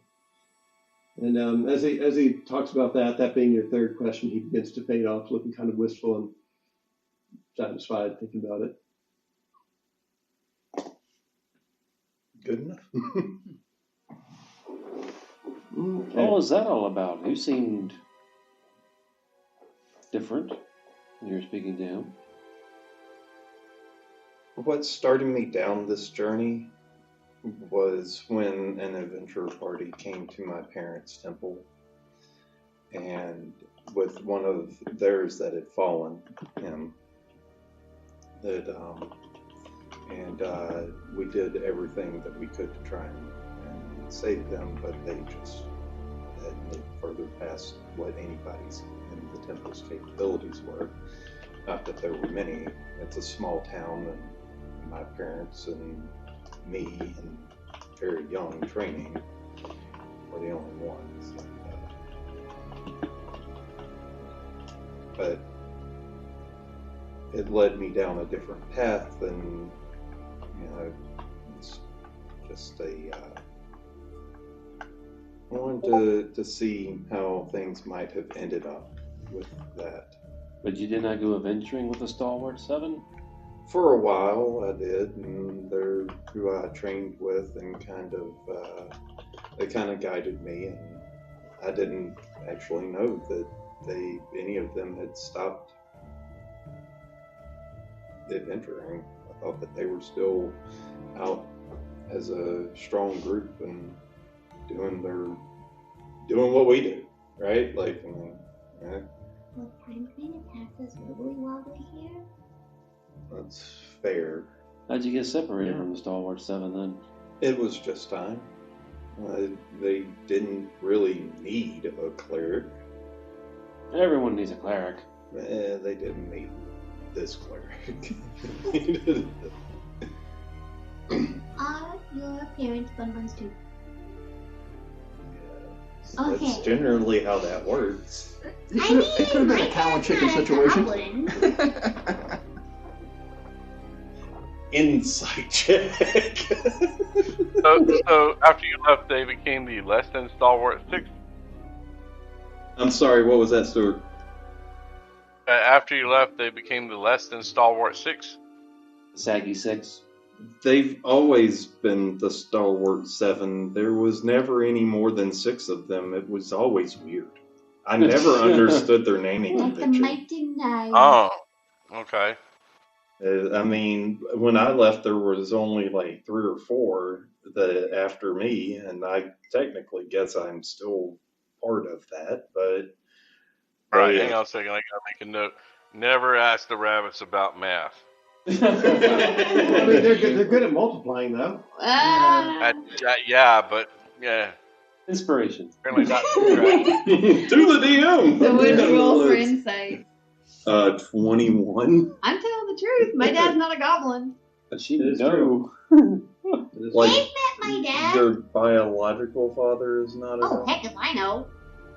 Okay, that makes more sense. Oh, we lost Stuart again? Or did he just take his camera off? He might have taken his camera off. Yeah, his icon's still there. But yeah, I mean, that's how I got started down this path. And now you're jumping through fiery portals with pixies of dubious intention. Yes, poor little country bunny from the backwoods of nowhere. The dinkus.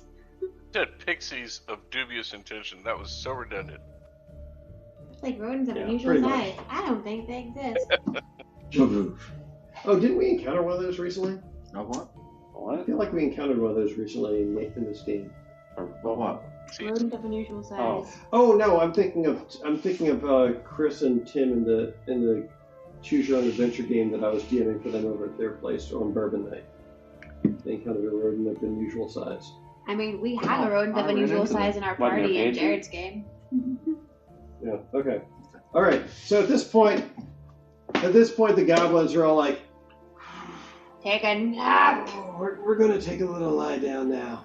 Good idea. So they sort of lie down. Some of them you see take their little skull masks off, and they just put them down the ground, and they just use the skulls as pillows. That doesn't look comfy. Like, it's like, look, you just tuck your ear through one of the eye holes, and another one just like, this boy's trying to stick stuff in the eyes. I don't know what this deal is. Stay away from it. Okay. You guys know Melon. She's kind of hard to forget. Okay, I didn't say how do you remember her? How do you know her? Oh, well, so she and her handful kind of get around. So it's not uncommon for her to hire additional help from time to time. So some of us have worked with them in the past. Cool. Oh. I'm sorry, just... Did your brain just break? Kind of a little bit. Okay, over the table. I remember something that happened, and I don't think it was in the fun house. Like, there was something that happened while we were here that, like, indicated that, like, I had a family. What? Oh, I remember that happening, and somehow Melon came up in that too. That's what it was. Melon's supposedly her mom. Okay. With the portraits? Mm-hmm. Yeah. Oh yeah, the portrait portraits. gallery. And it showed you your family. Granny Nightshade, yeah. Okay, so this weird thing happened, and I don't know what it means. And you describe it to us like, so let me get this straight. You were in a place where if you pricked your finger, then it showed you your 4 closest relatives. Yeah. One of them was your dad, one of them was Melon, and the other 2 were goblins you didn't recognize. Yep. Well, it sounds like Melon must be family. Have you seen her lately? Well, time's kind of wibbly wobbly here, so I want to say yes, but I don't know. I mean, if you see her, tell her hi on Pickle, and also maybe she could look us up, because I got questions. Well, I mean, she's a smart lady. Maybe she'll have answers. Yeah. Hopefully. Okay, well, we're going to take a nap now, so unless you feel like sticking around and getting stuff stuck in your eye, it's nap time. Night. And then she just kind of like passes out and snuggles up to her skull. Problem line. If you want to get a message to Melon, you can do that tomorrow. Oh. You were at the carnival, so you technically might have sort of kind of met Melon? I'm sure if you describe Melon well enough.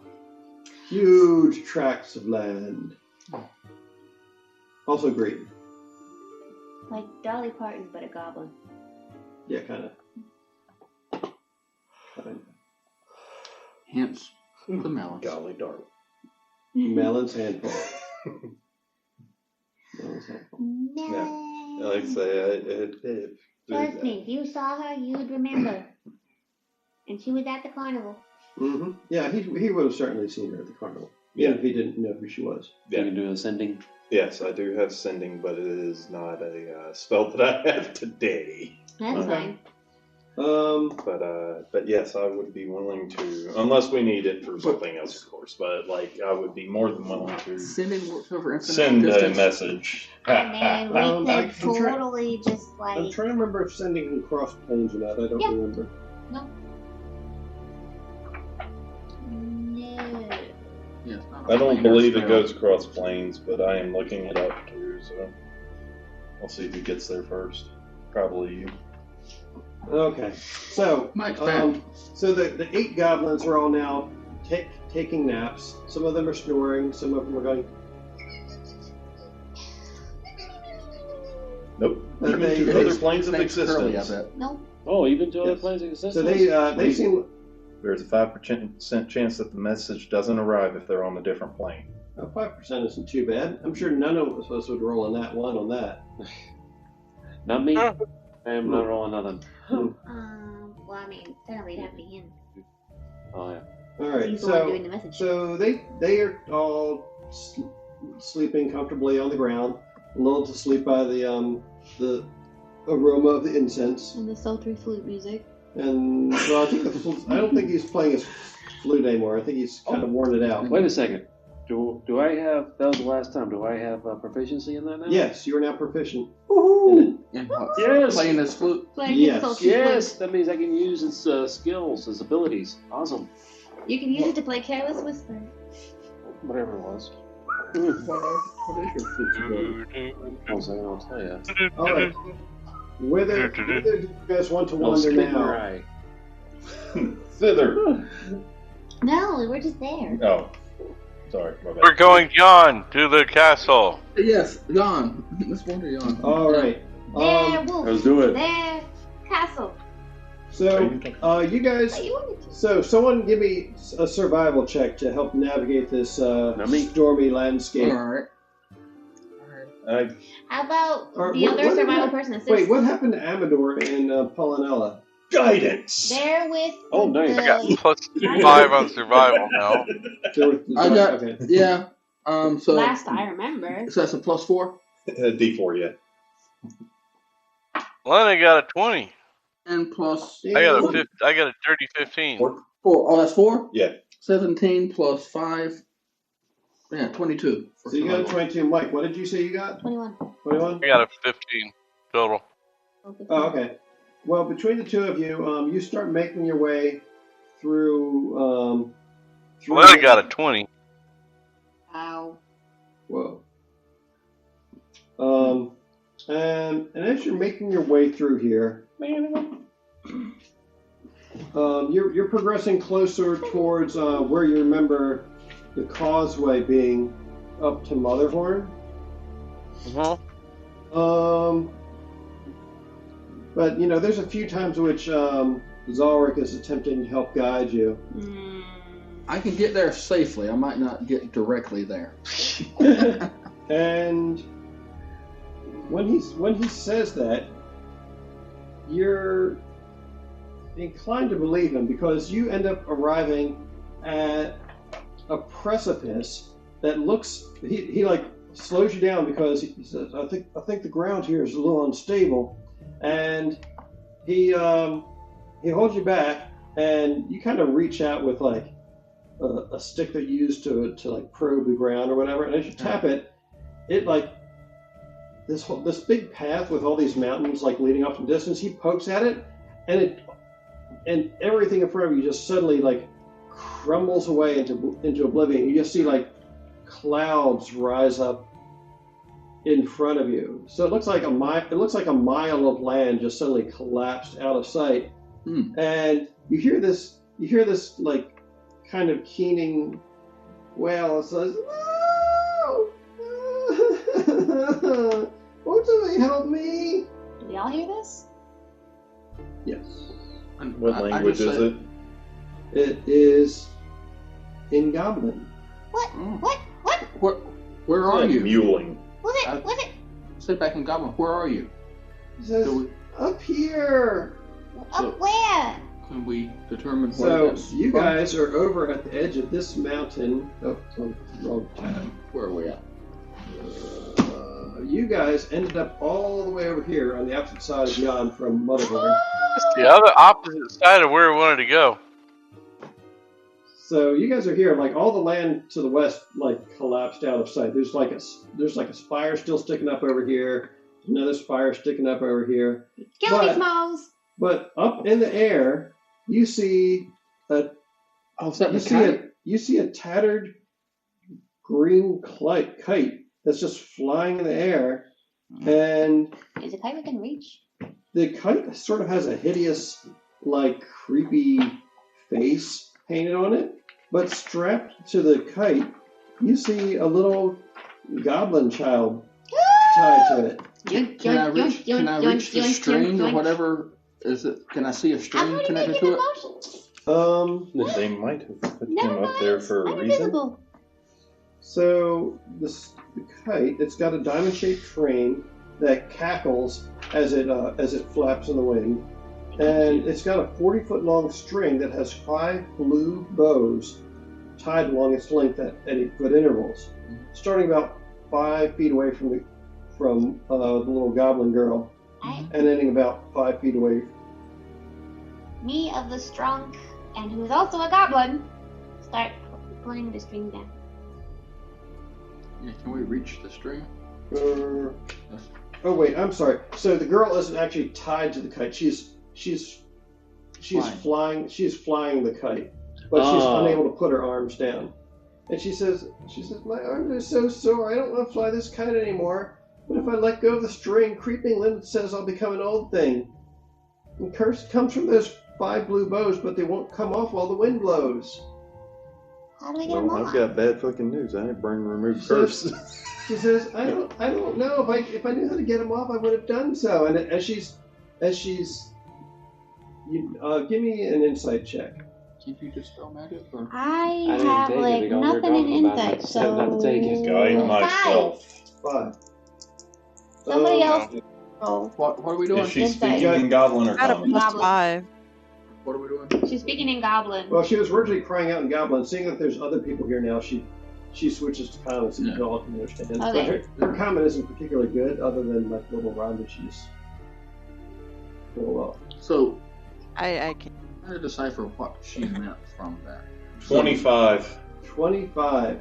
So, Wexley, while it seems to have been lost on some of your companions, you noticed that at her distress, it was almost like the wind picked up and the kite began to pull ever more forcefully. Like it's almost like the kite began flying more strongly as she got the string. Question. I think Got the string. I think we should not escalate this situation lest we lose her over the edge. Can we? If you cut the string, she won't fall over the edge. Yeah, that's true. The quote says that she can't let go of the string, but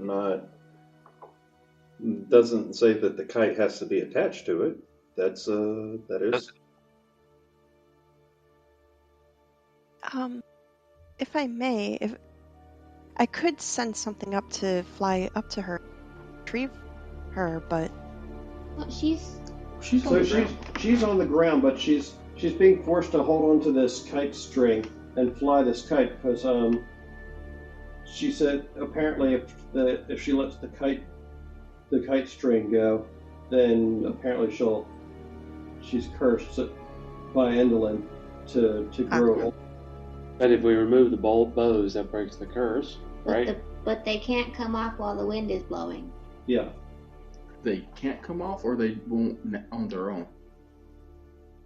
No. That rhyme was about as much as she told you. Does anything You can use the bag. You can use the bag of holding to take the bows off the kite. Hold the string. Put the string in the bag. Strip the bows off the string. Do you have calm emotions? No. Let me see. I'm reading through this a little bit here. See what will and won't work. Can I try to shoot a bow off with my bow? So you could certainly try. We obviously did not incite this, but you said that the more agitated she gets, the more the kite wobbles. It's almost like it pulls harder. Try to get her to cut. It gets higher. The stronger she fights. Oh, I got something then. So we gotta calm her down. If that's what we see, then I will use my helm of telepathy and try to connect with her mentally. Oh yeah, you can do that. Her. Yeah. Get peace. Voices in your head. It's always entertaining. Okay, is that something that the helmet can just do automatically? She's got to save. She's got to make a saving throw against me. Would she want to? Well, okay. Not, so are you going to? If she wants to. Are you going to say anything to her before you attempt this, or? Let me see what it says about mine. If you give her a heads up, she might not resist it. You might get advantage if you get her to cooperate. Where's my helmet? That's what I'm trying to find. I'll tell you what. Oh, it's in my inventory. On your sheet here. It's in my inventory and under my. Should be under attuned items. Yes. All right. If that's the case, Benita will assist. Did anyone? While you're wearing this helm, you can use an action to cast Detect Thoughts. Spell DC 13 from it. As long as you maintain concentration, you can use a bonus action to send a telepathic message to a creature you're focused on, and it can reply using a bonus action to do so while your focus continues. While focusing on a creature with Detect Thoughts, you can use an action to cast a suggestion spell from the helm on that creature. Once used, the suggestion property can't be used until the next dawn. All right, so which would in this case would be essentially after after the completion of the next long rest. Right. Did anyone relay out loud that the more agitated she gets, the more Yes. the type? Okay. Yeah. Right, so I will assist him talking to the girl and let her know that we're going to try to help her. I want to try to connect to you mentally and help you calm down. I got an idea too. She says, "Is this elf guy for real?" Yeah. Also, I'm gonna help too. And I speak to her in Goblin to try to also. Oh yeah, these are my pals. Okay. All right. She says, "Okay. Go ahead. I guess my arms are so tired." Well, I'm gonna get behind her and start giving like scalp scrunchies. Oh, I feel so good. Oh, don't make me fall asleep. I don't want to lose my grip on the string. Well, here we'll just tie it around. There. Okay. I don't know. You I might can find have it on. a I can find it universal on. solvent. No. Ooh. So, give me Different Aaron. character. Aaron, give me. Let's see. What are we going to do for head pats here? Head scrunchies. I mean, I was gonna like tie the string around her wrist that way she put her arm down. She accidentally crushes her head. We're still pulling her arm. She's still got to. Yeah, but she can still let go without letting go. So I'm trying to look at see what skills you have that be relevant to head pats. Oh, maybe Not pats, scrunches, massage. Dexterity. No. I guess do a sleight of. I think you've got sleight of hand, don't you? I mean, dexterity or strength. Yeah, I don't know. Yeah, dexterity I guess is okay. Or strength. Okay, I guess use dexterity. Okay, because I'm doing scrunchies. Okay, you go for it.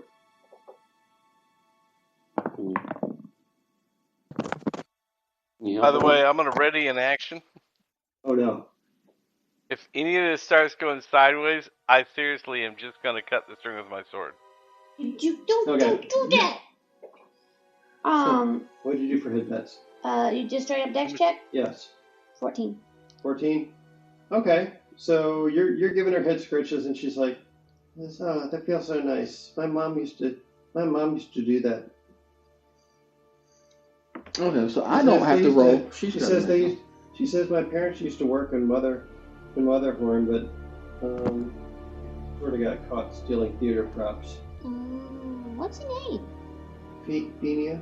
Fenia. I'm Pickle. That's Solric. That's Benito. That's Wexley.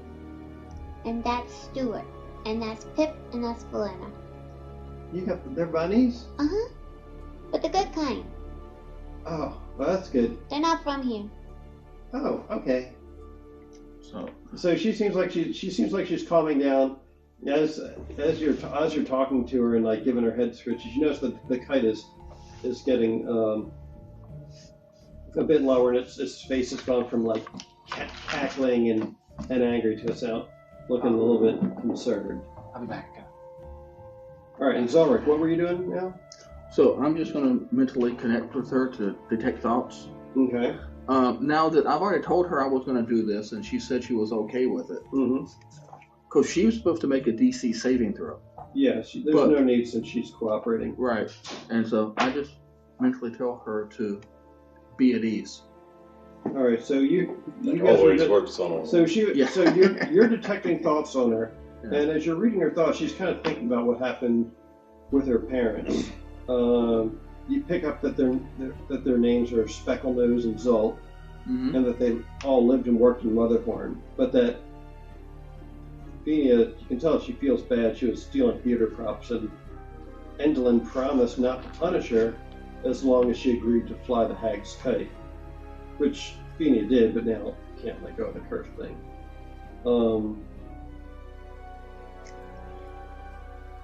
So I tried to put images in her head of her parents' well-being and that they're okay, and just tell her to be at ease. Well, that seems to put her more at ease. Yeah. So she relaxes a bit more, and the kite is now it's still airborne, but it's pretty low. Like it's like it's guttering and almost ready to stall out. No. So let's see. That's would anyone else like to try and help? Elena, over the table, do you have sleep? I do. I'm trying to look through to see if there's anything.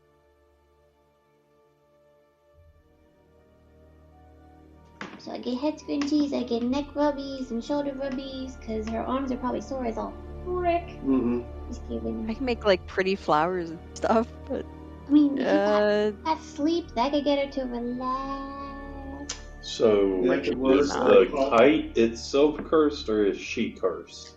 You're not entirely sure. As long as if we get her to relax, we can untie the bows. How far away is the kite now? It's gone from being about 40 feet above the ground, just maybe about like 10 feet above the ground now. Are any of the bows within reach? Oh, I know. They are for me. Valena is going to crouch down and going to turn herself into a Probably even kitty more. cat. Sorry. Okay, so you polymorph into a kitty cat? Yep, and I'm gonna purr, and I'll come up to her and I'll do like rubbing against her legs and stuff. Why don't you sit down so the kitty can get in your lap? Okay. I just don't want to. You're fine. Drop this. So what is the deal with the bows? I missed that. If we untie the bows, it undoes the curse. All right, but so the bows won't come off when the wind is blowing. But she I'm gets, going to. So she's holding the. She sits down. Well, Pickle helps her sit down on the ground, and Kitty Valena hops into her lap, and she says, "Oh, you're so soft." And she starts petting Kitty with her left hand while she keeps holding the kite string with her right. And as she's doing so, the kite seems to get tuckered down. It's like, and it finally falls to the ground. All right. I'll work on that. Y'all keep doing your thing. Okay, yeah. You work on the bows. I keep doing I'll give arm and shoulder rubs and head scrunchies and. So Witchlight tries to untie the bows. All right. Benito, you're gonna untie the bows too. Kite's on the ground. Okay, yeah, I'll try to untie a bow. I'm gonna keep purring. Kitty biscuits. Yeah, y'all do. You keep doing what you're doing. I'm going to work on this. And... Yeah, she will do little kitty pancake. All right, so you're helping out with the bows. I'll assume that.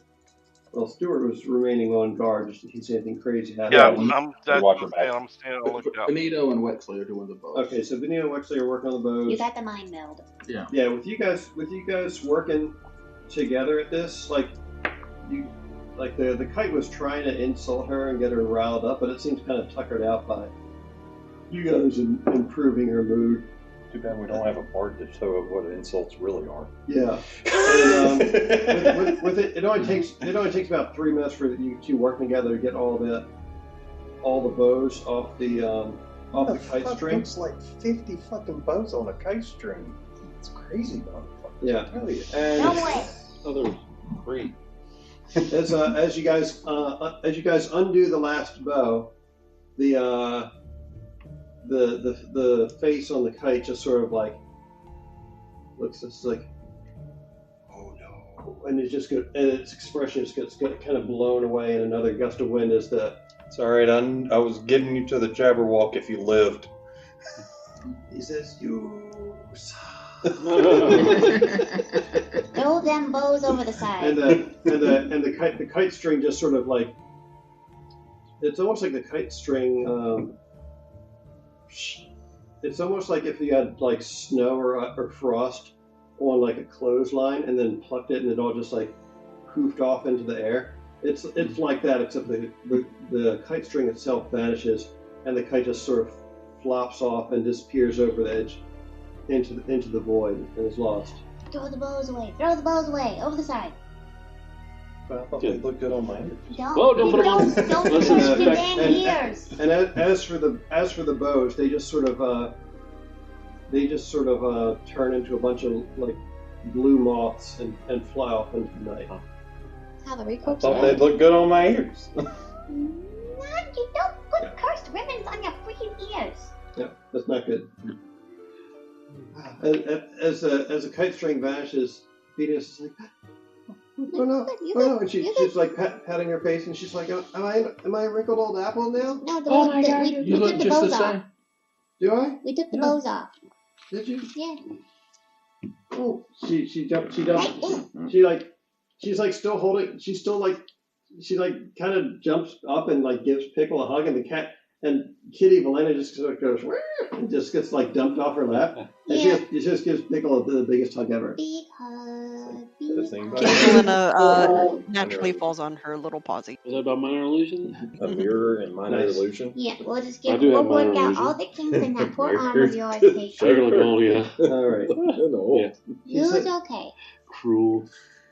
Oh. How long is she? Asked her how long she's been here. Yeah. It says, I don't know. It feels like it's been. Forever. I think it's been about 3 days. Oh! Hold on, we gotta get you some food. And bag of holding. Here. Like, which 3 days? Fake turkey. Wait, Here. here's What? Which 3 days? Monday, Tuesday, and Wednesday. I don't know. I ain't know if we went by Monday, Tuesday, Here's and some Wednesday in cheese. the world or not. Yeah, here's some cheese, here's some jerky. Asked her how she got here, or did she apple. already answer that? How she what? What happened? How she got here? Her parents, they were working there. And Something she happened. stole I'll be right back. Oh, gotcha. None of that. But Pickle gives her some food. Yeah, it's gonna. Cause she's a chillin', and chillins are always hungry.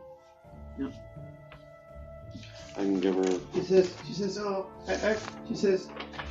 I've got there's a little cave nearby.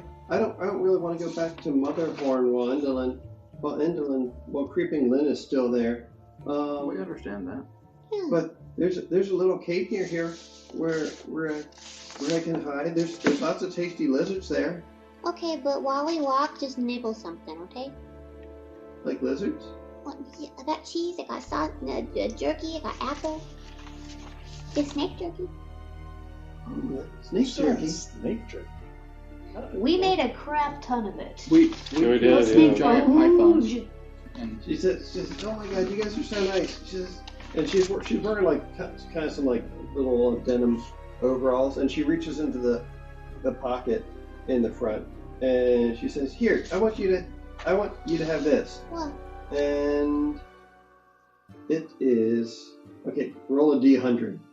ooh, Like, which one? A D100. So, Which one? no, it's 2d10 together. It's- And you need to it's decide which one you're out of and you're low. A 10 and a 7. So, Okay, so 17. it's like this. You can do Yeah, it like I've this, got yeah. them. I rolled them. My brain kept translating D10, D10. So like, which one? Which one? There's 2 of them.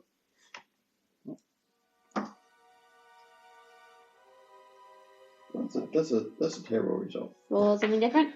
Roll I again. got 71. No, there we go. 30 and a 0. So, yeah, A 30. Or 300. Or 40. Oh. Wexley is terrified, but what she pulls out from the pocket, it's a little pink plushie of a pixie. What was the 17? It was a sheet of music that goblins find upsetting when they hear it played or sung. Oh, That wouldn't be a very nice thing to give somebody as a gift. no. Especially a goblin. Yeah. So it's a little pink plushie of a pixie. Ooh. What's it do? You hug it. Her name's Penelope. Ooh, hi Penelope, I'm Pickle. So many P names. Yeah. I mean, you would not believe how many V names we had at one point. So we still got 2. B names? Vanito, and we had a guy named Voltan, but he's not here. He's our edgy elf boy.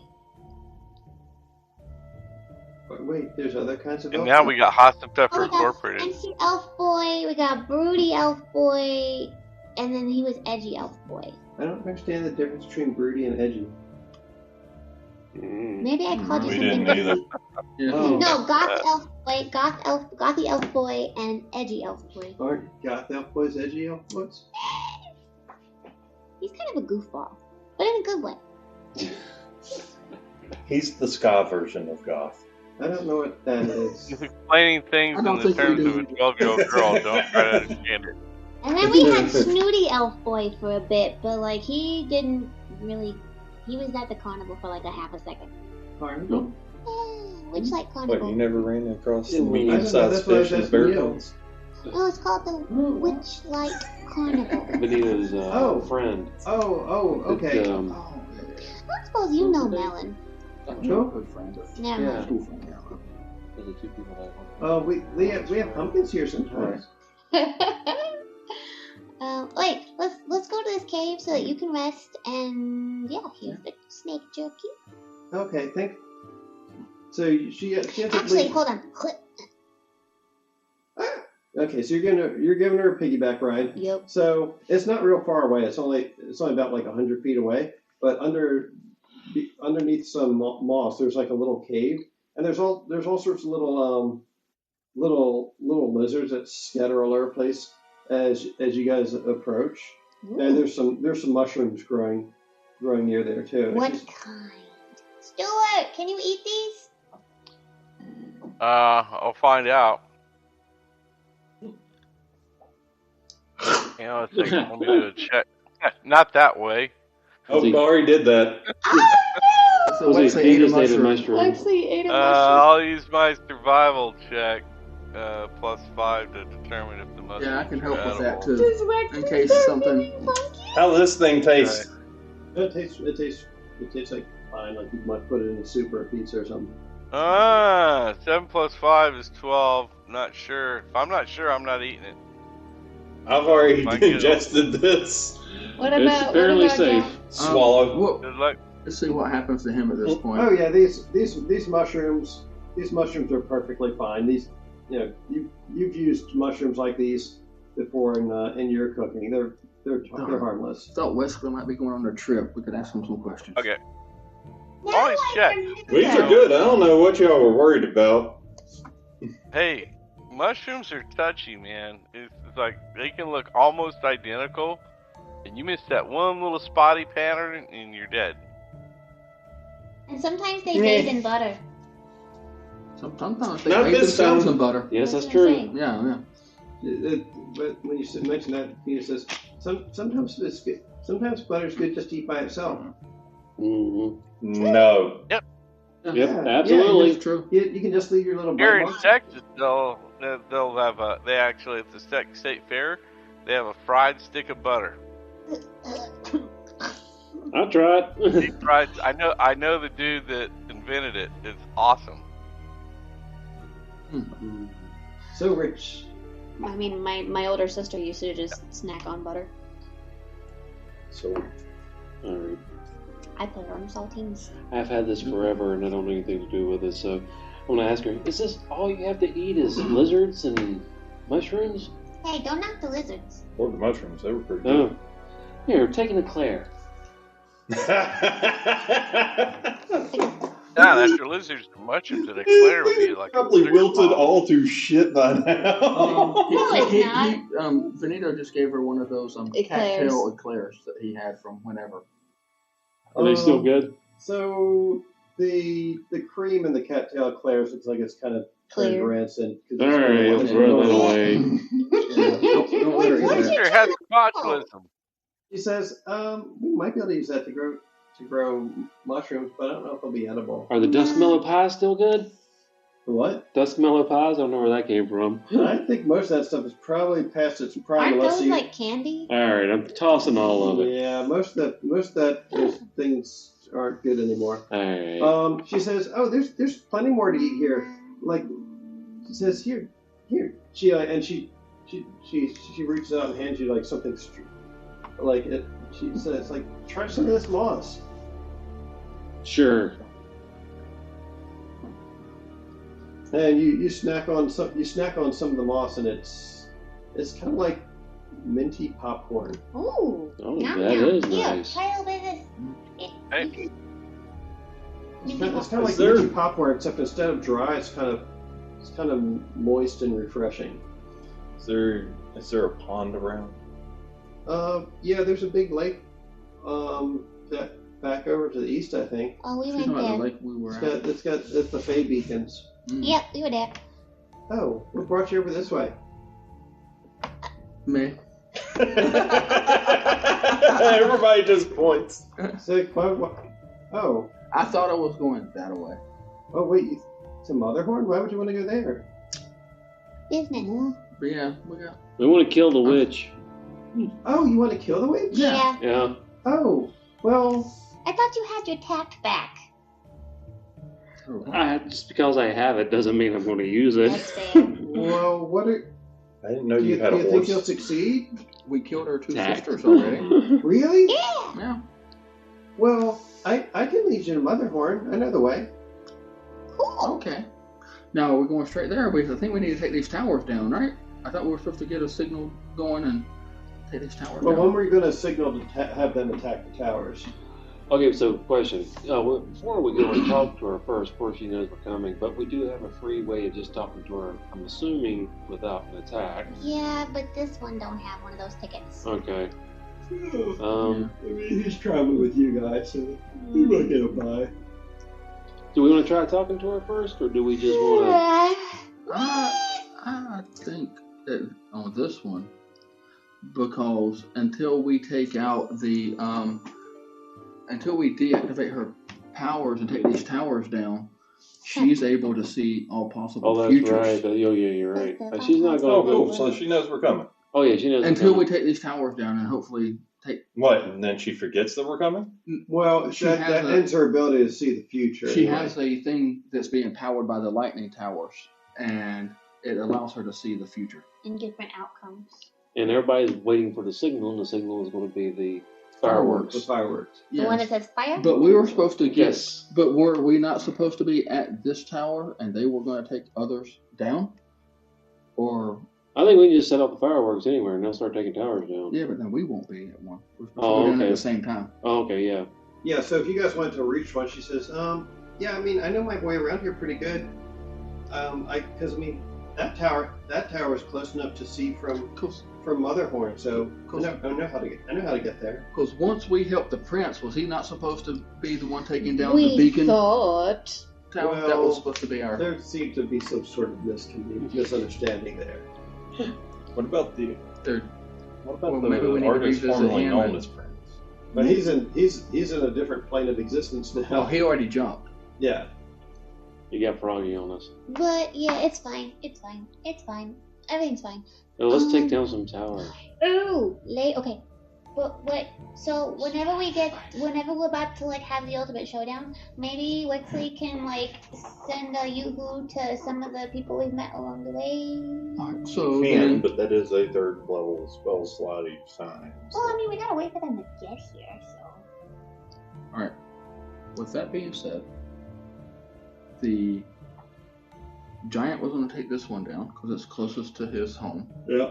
The little guys from the Corrids were going to take down the one next to them. Yeah. The Briganox were going to take the one at the south. So then I guess that means we need to get back to the lake and take that one down because there's no one else to take it down. You guys aren't far from this one here. You could probably dismantle that one without too much difficulty. Cool. Hey, do we know when these went up? They've been up for when the hags took over. They were put up. So let's go send Do we know how they were constructed? We don't know how they were constructed, but we do know the. Why do you keep calling these little guys here? The Corrids? The Corrids. The Corrids. Indolin was cutting their hair off and using their hair to make the guidelines. The guidelines that connect them all together. The guidelines that keep them from falling down. Yeah. Gotcha. What was that made of? The Corrid's hair. Their hair takes on the properties of whatever metal was used to shear them. What is going on? It's a very high-pitched sound. It is. I had my hearing aids in, and it sounded like John was screaming. Well, that's pretty good then. I just tried them on. Okay. We had them maxed out. They say it takes 3 to 4 weeks to get used to it. Your brain has to get acclimated. So you can only wear them like 1 to 2 hours the first week, 3 to 4 the second week, and 6 hours after that. So you were way back in that room back over there, the front room, right? Yeah, I could hear you guys talking with the door closed in my front room. Ooh, wow, that is Yeah, you might impressive. want to try to dial down the volume on them then. Yeah. Okay, I'm getting But some at of least they those. work. Yeah, they sound like they work. Don't ruin the rest of your hearing. Yeah, that's All true. right. Well, I'll tell you what, it's about 11 o'clock now, so maybe we should pack it in for this session and pick up from here next time. So you heard the feedback? Did you? Oh yeah. Oh, yeah. When we first came down walked the to hall. Yeah. Yeah, the feedback. Yep. I Yeah. heard it like All 2 right. or 3 times. Kelsey, Mike, we're gonna call it quits for the evening because we've been playing for about 3.5 hours now. I think they were So- asleep. That's fine by me, because this is past my bedtime. Okay. I'll take. Good. Oh, you got the I'm back. Good games all. tired myself. Yeah, we had some nice fun role playing tonight. So that was nice. We had some laughs. We laughed, we cried, it moved me, Bob. We laughed, we cried, talked to dead squirrels. Right. When next we meet? 2 weeks? 2 weeks. Yeah, it should be 2 weeks, so that should be August. When we'll have your house done. July 26th. Okay, July 26th. All right. See you guys then. All right. Oh, they already came today? Yep.